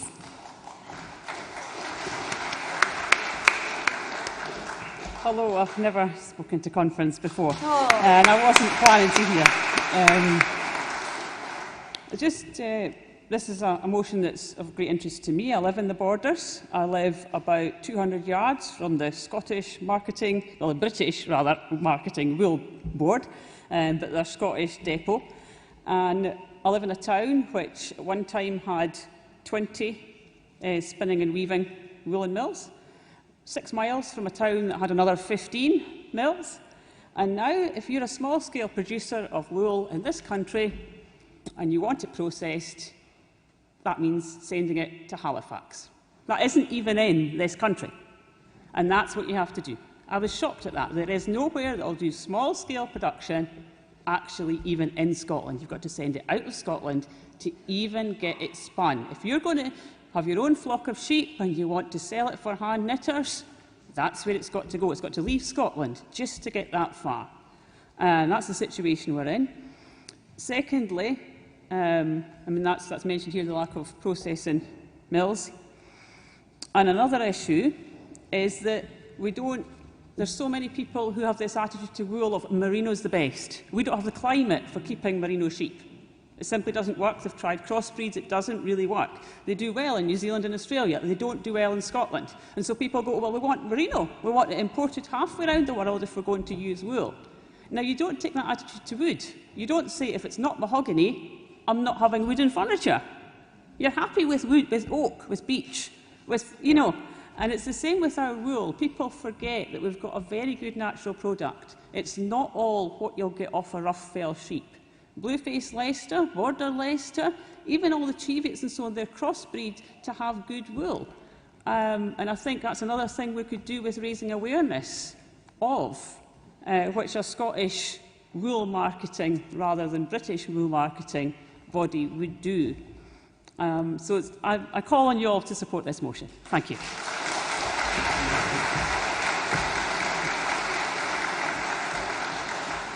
Thank you very much. Indeed, Louise, there are no cards in against, so can I ask if motion number 11, supporting Scottish wool industry, is passed by acclaim?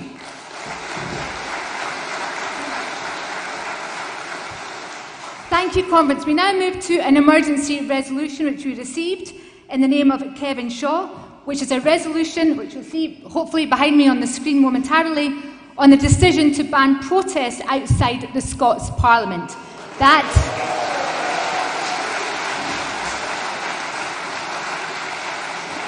To be proposed by Kevin Shaw, and your applause tells me I will have a number of seconders from the audience. Thank you very much indeed. Kevin. Thank you again, Conference. And I'm not claiming the entirety of this. The motion was written by the entire Edinburgh LACU exec last night, and it's been brought together with one from Gareth Wardle. This is a vital issue for Scottish democracy and our ability to campaign. Conference strongly condemns the decision of the Scottish Parliament to seek powers from the UK Home Office to empower the police to remove protesters from the surrounding area of the Scottish Parliament under threat of criminal prosecution. The new status for that ground, sought by the Scottish Parliament corporate body, difficult, SPCB, which is a cross-party group of MSPs who manage the Parliament building, estate and activities, which is chaired by the presiding officer, means that officers can remove people from anywhere in the building and grounds, including the grassy area, the ponds and the hard standing area exactly outside Holyrood Parliament. We welcome that since the re-establishment of the Scottish Parliament, the right of people to protest against the decisions made by the legislators they elect has been fundamental to the importance to upholding the principle of the sovereignty of the people. Enrique Miralles, the sadly deceased Spanish architect of the Holyrood project, specifically created the area in front of the building, the hard standing, the ponds, and even more so the grassy green area and the banked amphitheatre seating beside that, to echo the Greek amphitheatres where democracy was born. It's shameful that these spaces are potentially put out of bounds to gatherings and protests. The Conference notes that this decision has already attracted cross-party and civic condemnation. Highly respected MPs, including Janet Cherry, has criticised the decision to seek such draconian anti-freedom of expression power from the Westminster Government. Also, the Deputy General Secretary of the STUC, Dave Moxham, also pledged to oppose this move. Conference calls on all Alba Party representatives to take part in coordinated action to defend the right of the people of Scotland to protest without fear of prosecution outside their Scottish Parliament. This really is important to me. I'm very much pro-democracy. I have been involved in protests, as many of you will have been, in that area. The fact that the SPCB has gone to the Home Office in London to secure a status for that ground that is provided without any parliamentary supervision at all, because it's secondary legislation, is also shocking. I would ask you to support this motion and think on how we can work ourselves to try and overturn this, and certainly express, all of us, individually and as a party, our condemnation of this kind of restriction to our ability to gather and protest. Thank you.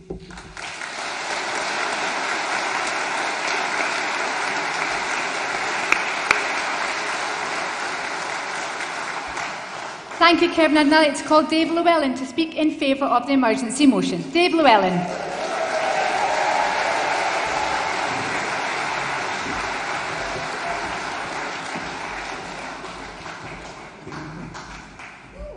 As you'll probably know, I've already been involved in a lot of protests at Holyrood.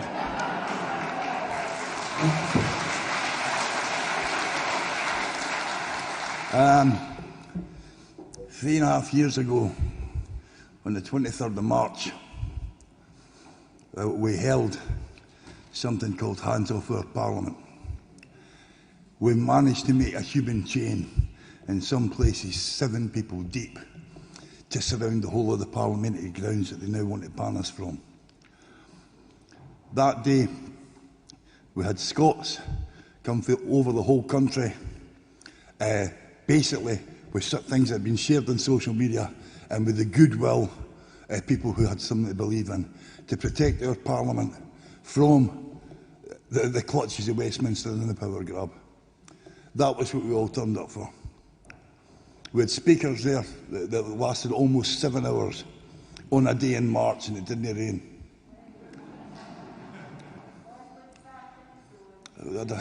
There's quite a few folk in here who are at it.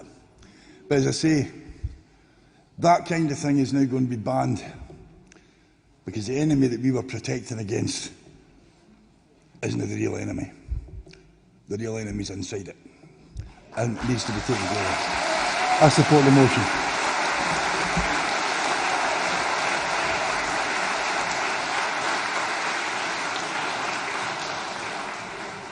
Thank you very much indeed, Dave. I have no cards in against. So can I ask if the emergency motion is passed by acclaim?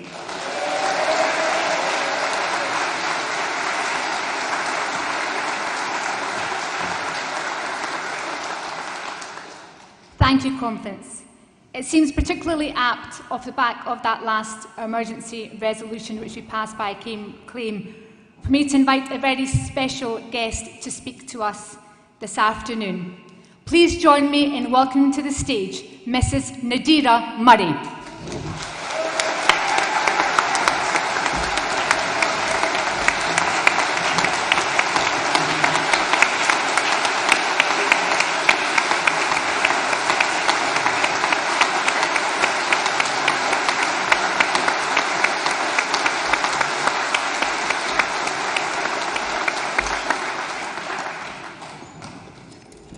Thank you. It's an honor to be here. I had intended to speak in person, but have been unavoidably detained. It is really not very pleasant to be locked in a small cell for over 22 hours a day. However, I have this consolation. However many months they keep me in here, I am most unlikely to miss any progress on the SNP's 11-point plan for independence.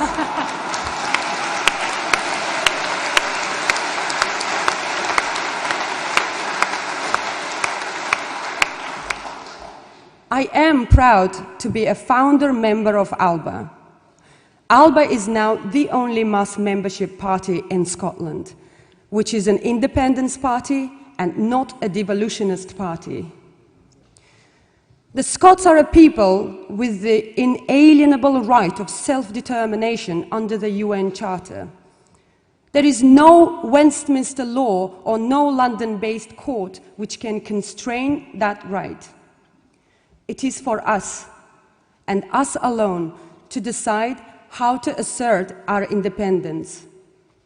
The time for that is upon us. I believe Alba will be a truly radical party. I hope it will return the land of Scotland to its common people. The current so-called land reform is a disgrace.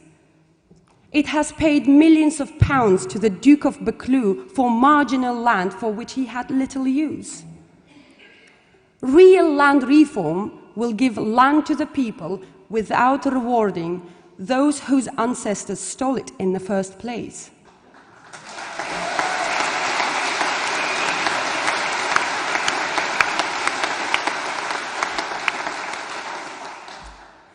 Now, we do not all agree on everything. I have a very different view to most Alba members on how to reconcile the social trend away from binary and rigid gender distinctions with protection of women's rights. But if any two people agree on absolutely everything, one of them is not thinking. Good and well-motivated people may sincerely hold different policy views.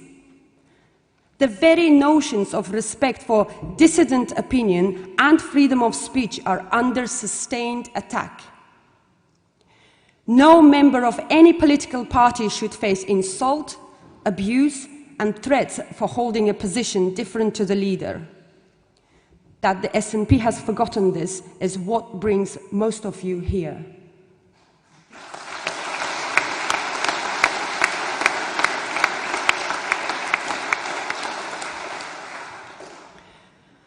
To move forward together to independence does not mean we have to march in goose step. The ability of the Scottish Government to employ the police and Crown Office to pursue political vendettas is a major constitutional flaw. Their willingness to do so is a black page in Scottish history. How scared of ideas do you have to be before you start imprisoning writers?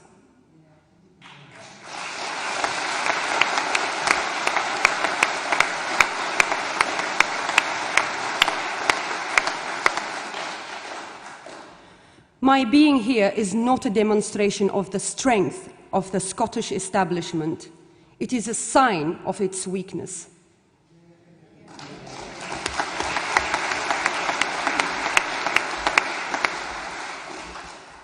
Alba needs to be not just a breath of fresh air, but a strong blast.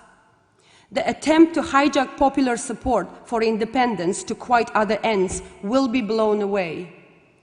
It is for us to take the banner of national freedom for Scotland's people. We shall not fail.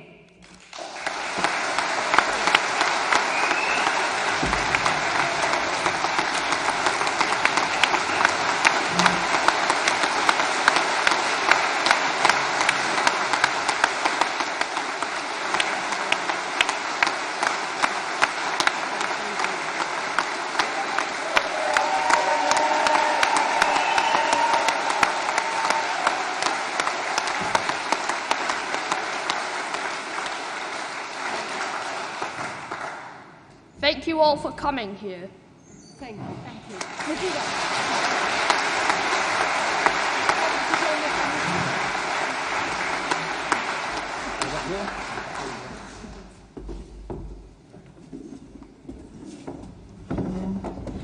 Thank you very much indeed, Nadira. I'd now like to invite back to the stage our party leader, Alex Salmond.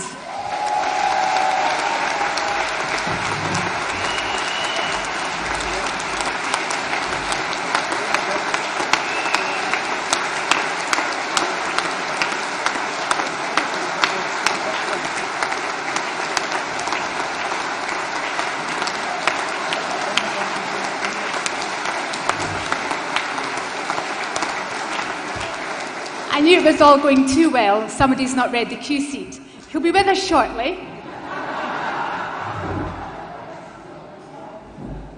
Here we go again.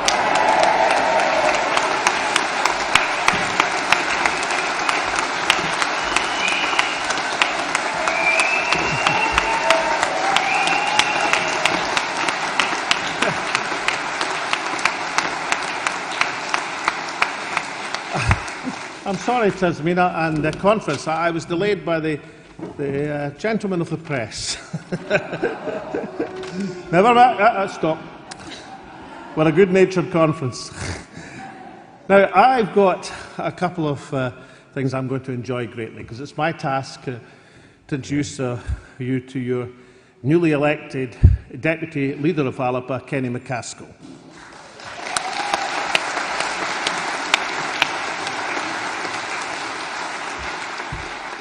But first, and I really enjoy the prospect of keeping Kenny waiting a little, I've been asked to do a very pleasurable task, and this is an innovation that's for our very first conference. I've been asked to propose the conference our first 2 honorary life memberships of Alba. And just to explain what will happen in future conferences, that nominations will come in from the local organisations, people whose longevity in campaigning for Scottish independence, or have achieved something else notable in society and are campaigners for Scottish independence, will be nominated to the National Executive, and each annual conference will award 2, or sometimes more perhaps, honorary life memberships, which is a great accolade and a great award. Now, the first one I've got to award today is a very dear friend and somebody I've admired greatly. You know, many of us, all of us, I think, would like to think that we could achieve one great thing in our lives, you know, one enormous thing. And this person, I mean, he's been an actor, a producer, a campaigner, an educationalist. He currently writes one of the great political blogs of Scotland. But the one great thing of all these things that this person has done was to be the founder director of the Scottish Youth Theatre.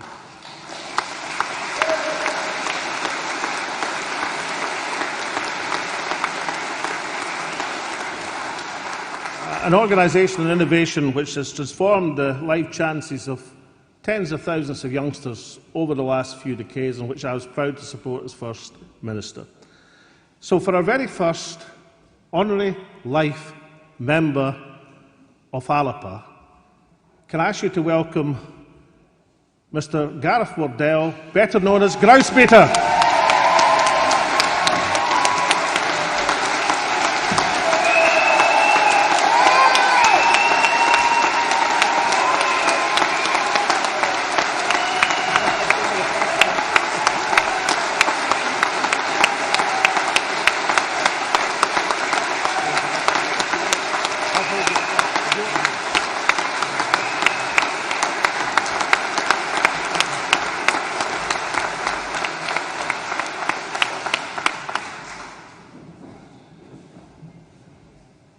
Hello, Indigenous people of Scotland.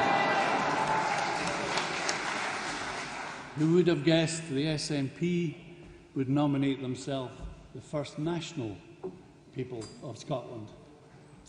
I am delighted to be here and be given this honour. As I came in the building, 2 women greeted me who recognised me, even with a mask on, and one of them threw her arms around me and started to weep. This is a really friendly party.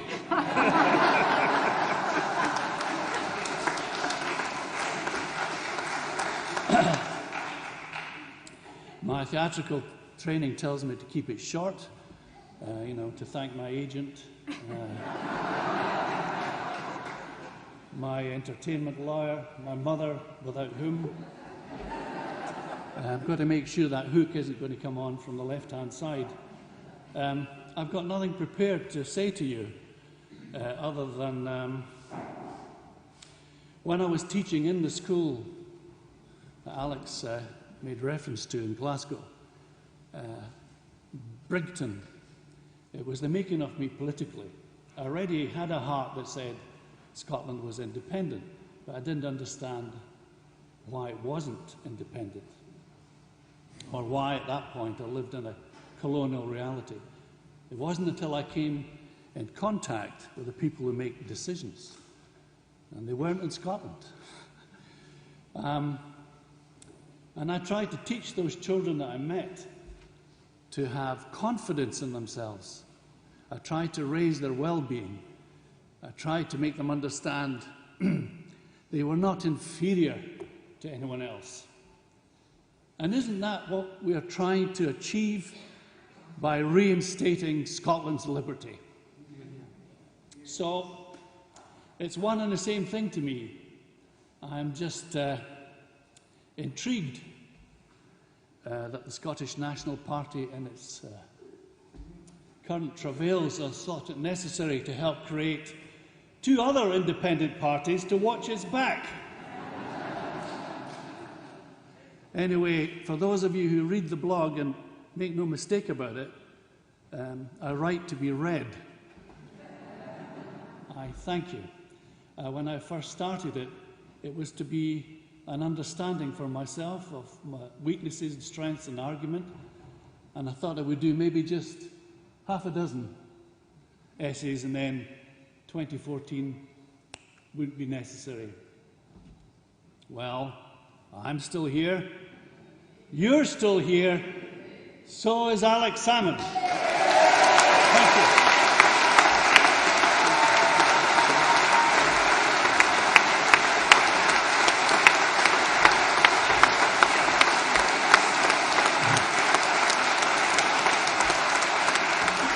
Now, I take it that acclamation means you accept Gareth as an honorary life member. There you are, Gareth, you're in. Now, our second Honorary Life Award is somebody who I just met for the first time this summer. Some of you may have seen the interview that she did with me, although I was meant to be interviewing her, in the Alba Party site. She is someone who started the campaign for independence in the 1950s in West Kilbride, which, as I remarked, that was before East Kilbride was built. And it continued on. I am not going to be as indelicate as to state this lady's age, but she is a formidable and doughty fighter. One of the organisers of the West of Scotland Tartan Army. Never misses a game. And her years' longevity of membership of another party lasted more than 60 years, until this summer she wrote them a letter saying, "Time's up, I'm joining Alba."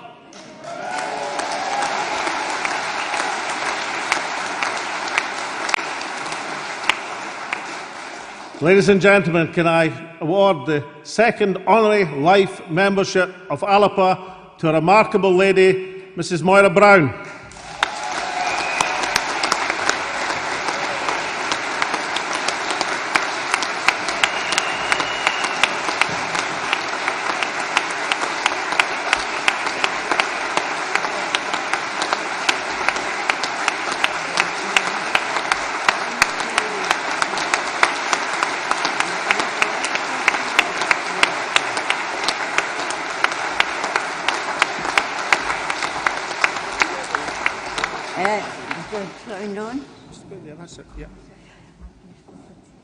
I feel at 89 I'm becoming quite a media tart.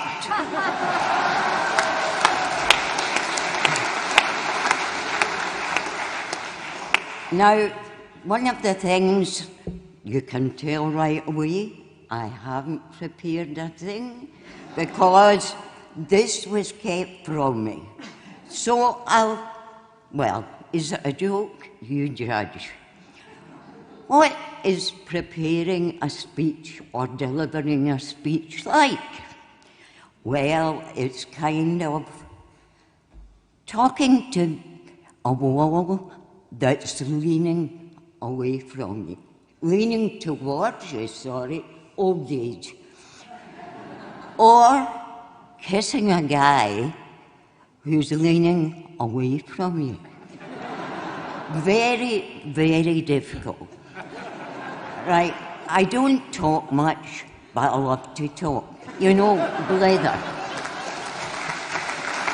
Right.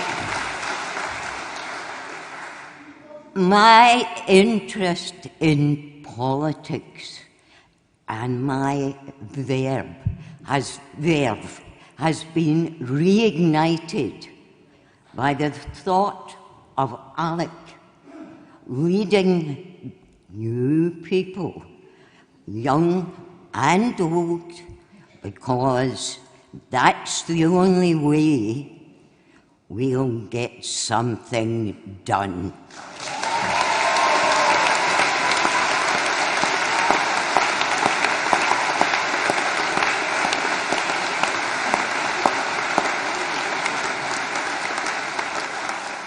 It took me a long time and it got me great.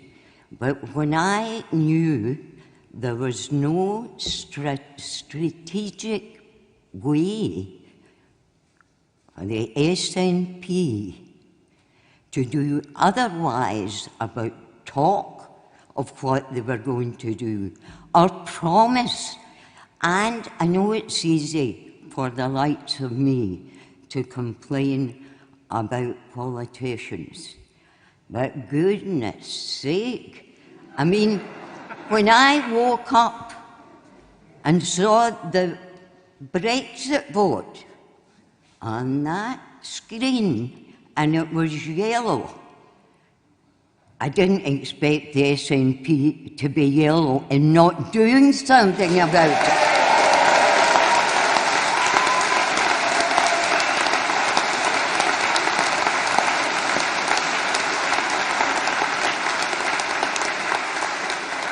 So lovely to be one of Alpha. And let's go forward in whatever way we can, talking about what Alba do and what Mr. Salmond and Mr. McCaskill, Alex Salmond and Kenny, do, because they will do it. And we will do it. And I may not see it, but I'm sure we'll get independence soon, soon, soon. All the best to everybody. Thank you.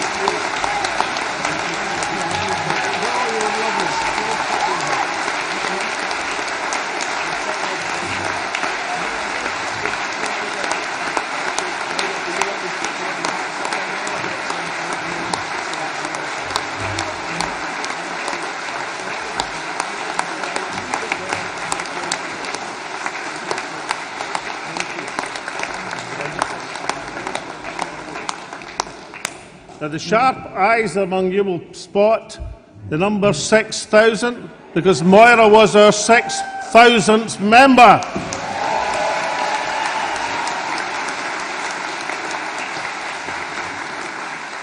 In fact, she told me she waited to join till the number 6,000 was about to come up. Anyway, delegates, I now have the very pleasurable task of introducing your Deputy Leader to speak. Now, obviously, I've known Kenny a few years, and I know lots and lots of stories about Mr. McCaskill. But I still think one of the best is, I want to take you back to 1999. We're just into the Scottish Parliament on the Mound. We're settling down as the opposition. You know, we'd elected mayor, MSPs, and that day in 1999, and the SNP had in their entire history, and we thought, we'll just be set fair, settling as the opposition. And then my shadow Justice Secretary ran into a spot of bother with the police at Wembley. So I came into my office on the Tuesday and said, look, Alec, I think I might have to resign. And I said, what are you talking about? He says, well, there's a huge pile-on, huge pile-on. I said, never mind. I mean, you never did anything. You never even got charged. Never mind anything else. One of these things, we'll write it out. So that was agreed. So I went to take my appointed place in the Parliament, and Kenny had asked to make a personal statement. And I thought, what was coming? So he gets up to make his personal statement to the Parliament, and he does it as follows. He said, I hereby resign. And I'm going, oh no. Long, pregnant pause. As the convener of the Edinburgh Tartan Army bus.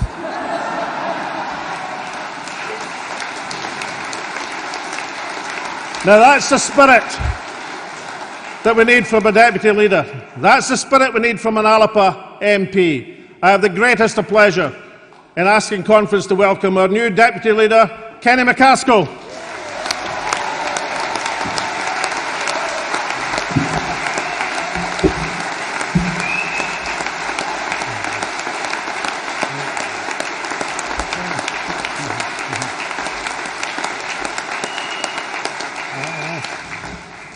Thank you, Alec. I'm minded of a quote that I once got from a cardinal that you and I knew and were fond of. Every saint has a past, every sinner has a future. So I'm grateful for the narration. Friends, let me firstly thank you for the honour you've bestowed upon me and the trust that you've placed in me. I'll strive to live up to the obligations of office and deliver the actions that our party requires. Let me also pay tribute to Councillor Michelle Ferns. Her resolution of an historic injustice for female workers in Glasgow was remarkable. Her struggle for the poorest and weakest in our country's largest city continues, even if it's now an SNP administration she's holding to account, not a Labour one. We're lucky to have her, and I look forward to working with her.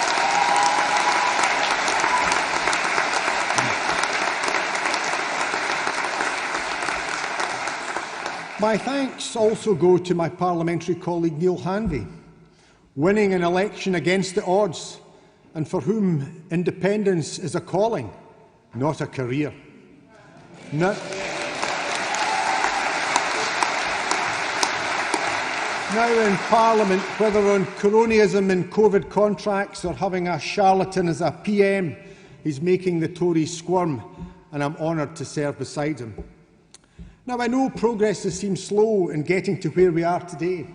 It's never easy to establish a party, and that's compounded when there's a pandemic and restrictions. But I can assure you, many have been working hard, often facing obstructions from the Scottish and UK establishments. There's still lots to be done, and I and others in office will spare no efforts in achieving that. It will be done. It just takes time. We're getting there. Please bear with us. But let's celebrate what we've achieved already. We're Scotland's fourth largest party with over 6,000 members and rising on a daily basis, as we've seen earlier, with 2 MPs and over a score of councillors. We didn't get the result we wanted in May. Others have to answer why. When Scotland's situation is so critical and the plight of Scots so perilous, they preferred to see unionist MSPs returned rather than those committed to independence.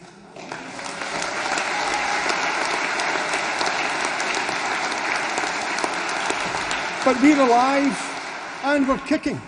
We've a party to build, elections to fight and a cause to deliver. What's more, we intend to do so. There's work to be done within and without our party. Within, we need to build on the democratic structures we've established. I know there's frustrations at some policies not being debated this conference, but we will, and soon. The base is being built through Zoom meetings, establishing local groups, and hopefully now in physical ones such as this conference. We need to prepare and act. We must take our message to the people. Independence is essential, and independence is Scotland's right. It cannot await recovery, as there can be no recovery without independence. It's needed now, and the work to achieve it starts now. There are many shameful statistics showing the ills which blight our land. Record drug deaths, rising deaths through alcohol abuse, increasing poverty and widening inequality. All hurt so many of our people and cast shame upon us all for it happening in a land that's blessed with so much, yet has the potential to achieve so much more. For the real tragedy isn't how bad life is in Scotland. As for many of us, me included, life's good. It's how much better things should be. For all of us, but especially those least fortunate, our nation has underachieved and is failing to deliver its true potential. With less advantages in Scotland, the Republic of Ireland has delivered so much more.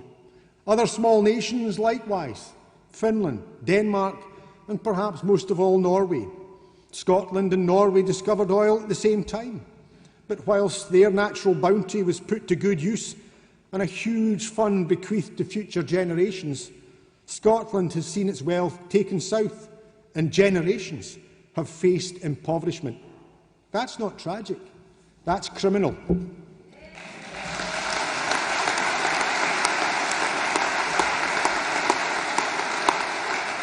thankfully, throughout its history, from 1320 through the struggles of the 1820 martyrs and other radicals, there have been those who fought for our nation's independence and the democratic rights of our people. Those struggles resulted in the restoration of our Parliament, albeit a devolved one in 1999, to the referendum on independence in 2014. Many, if not all of you, were participants in those historic events. They didn't come easy, nor did they come without a struggle. It was a long and hard road, but we'll do it again as we must.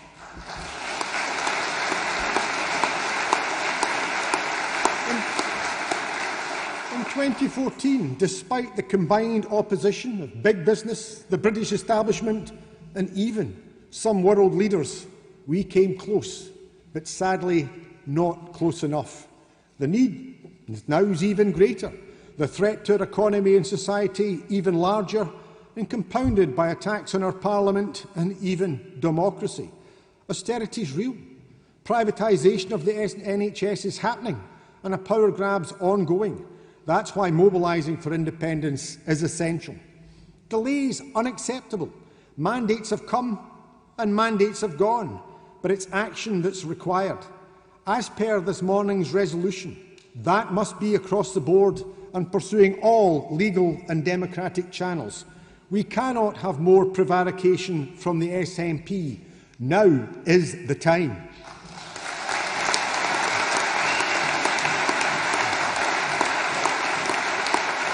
And the reason?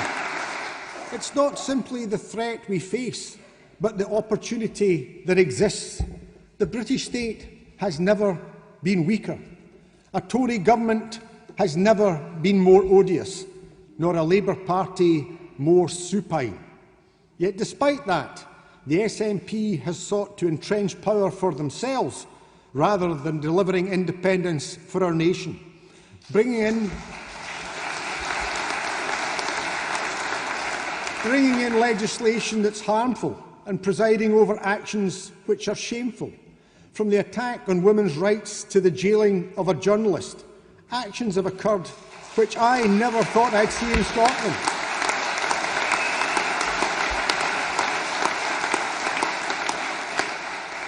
Let alone be perpetrated under an SNP administration.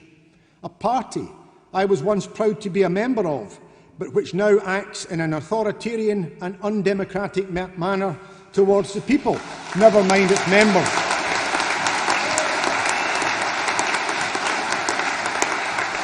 It's why Alba's critical to moving Scotland forward and its cause. The strength of our movement in 2014 was its breadth and its diversity.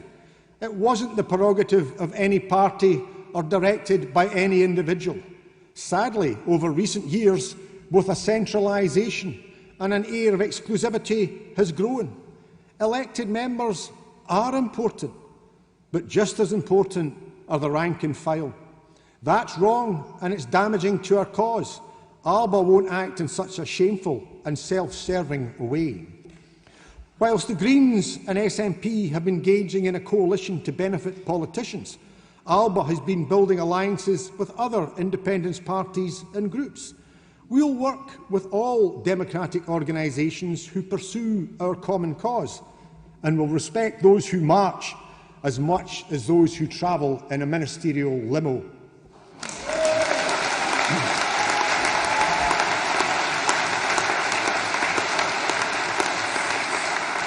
So let's get to work, as there's much to do. The base needs built in our communities. The message needs taken out onto our streets and preparations made for coming elections. It's not just the cause of independence that we need to promote, but other policies that we've been rightly raising. Just as there's things the Scottish Government should not be doing, from the hate crime bill to GRA, there's things they most certainly should be doing, and we need to promote those policies. Protecting the rights of women and children and lifting families out of poverty. Ensuring that the oil bounty denied our nation isn't compounded by the loss of the natural bounty that's offshore renewables equally being denied us. Both UK and Scottish governments must deliver the onshore jobs and access to the wealth it harvests.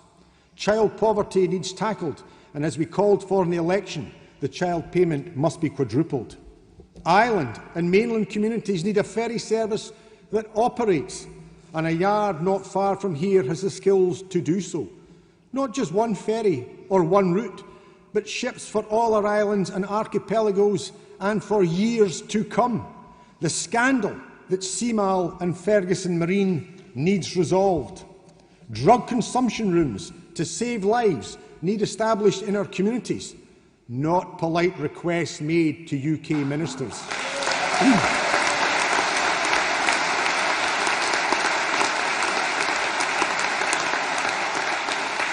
Minimum unit price needs increased to tackle alcohol-related deaths, not smug self-satisfaction about a policy that's correct in principle but misapplied in practice. Our most deprived communities must be protected, and councils must oppose Holyrood-enforced inequality, as we heard from Councillor Letford and Councillor Ferns earlier, every bit as much as they oppose Westminster's. And as we gather on the shores of the Clyde, nuclear weapons must be removed from our land.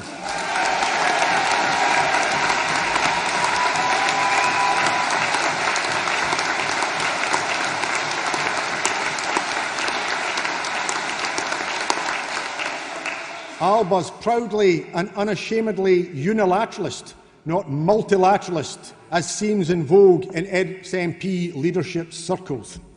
Those are Alba's tasks, and it's what we'll seek to do, both on our own and with kindred spirits. We'll challenge SNP inactivity as we oppose Westminster inequality. We'll oppose SNP authoritarianism as much as we deal with Westminster obstructionism. We can and we will galvanise our cause. Our maxim, friends, isn't that the dream shall never die, but that we shall overcome. There's work to do. Let's get on with it. Thank you.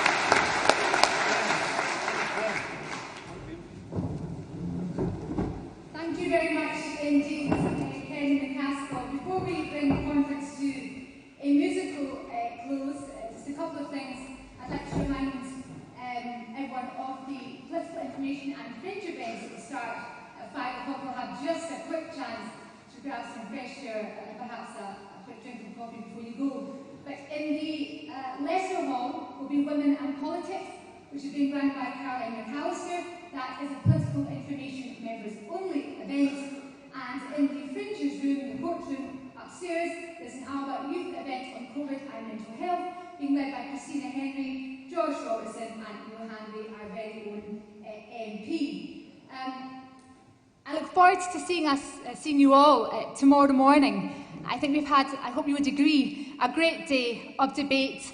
I hope it's been enjoyable. I hope you've enjoyed meeting each other. It's been a privilege to be able to serve you on this platform today, and I endeavour to do the same tomorrow, when I should add the very first motion, and don't be late, on the agenda is one to ensure the removal of weapons of mass destruction from day one of Scotland reclaiming its independence.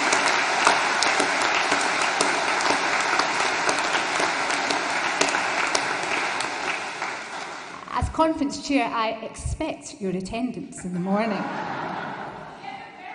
To close this afternoon, and thanking you all, I'd like to welcome back again Ian McGilvery to cease out with some lovely music. Ian McGilvery from Tame.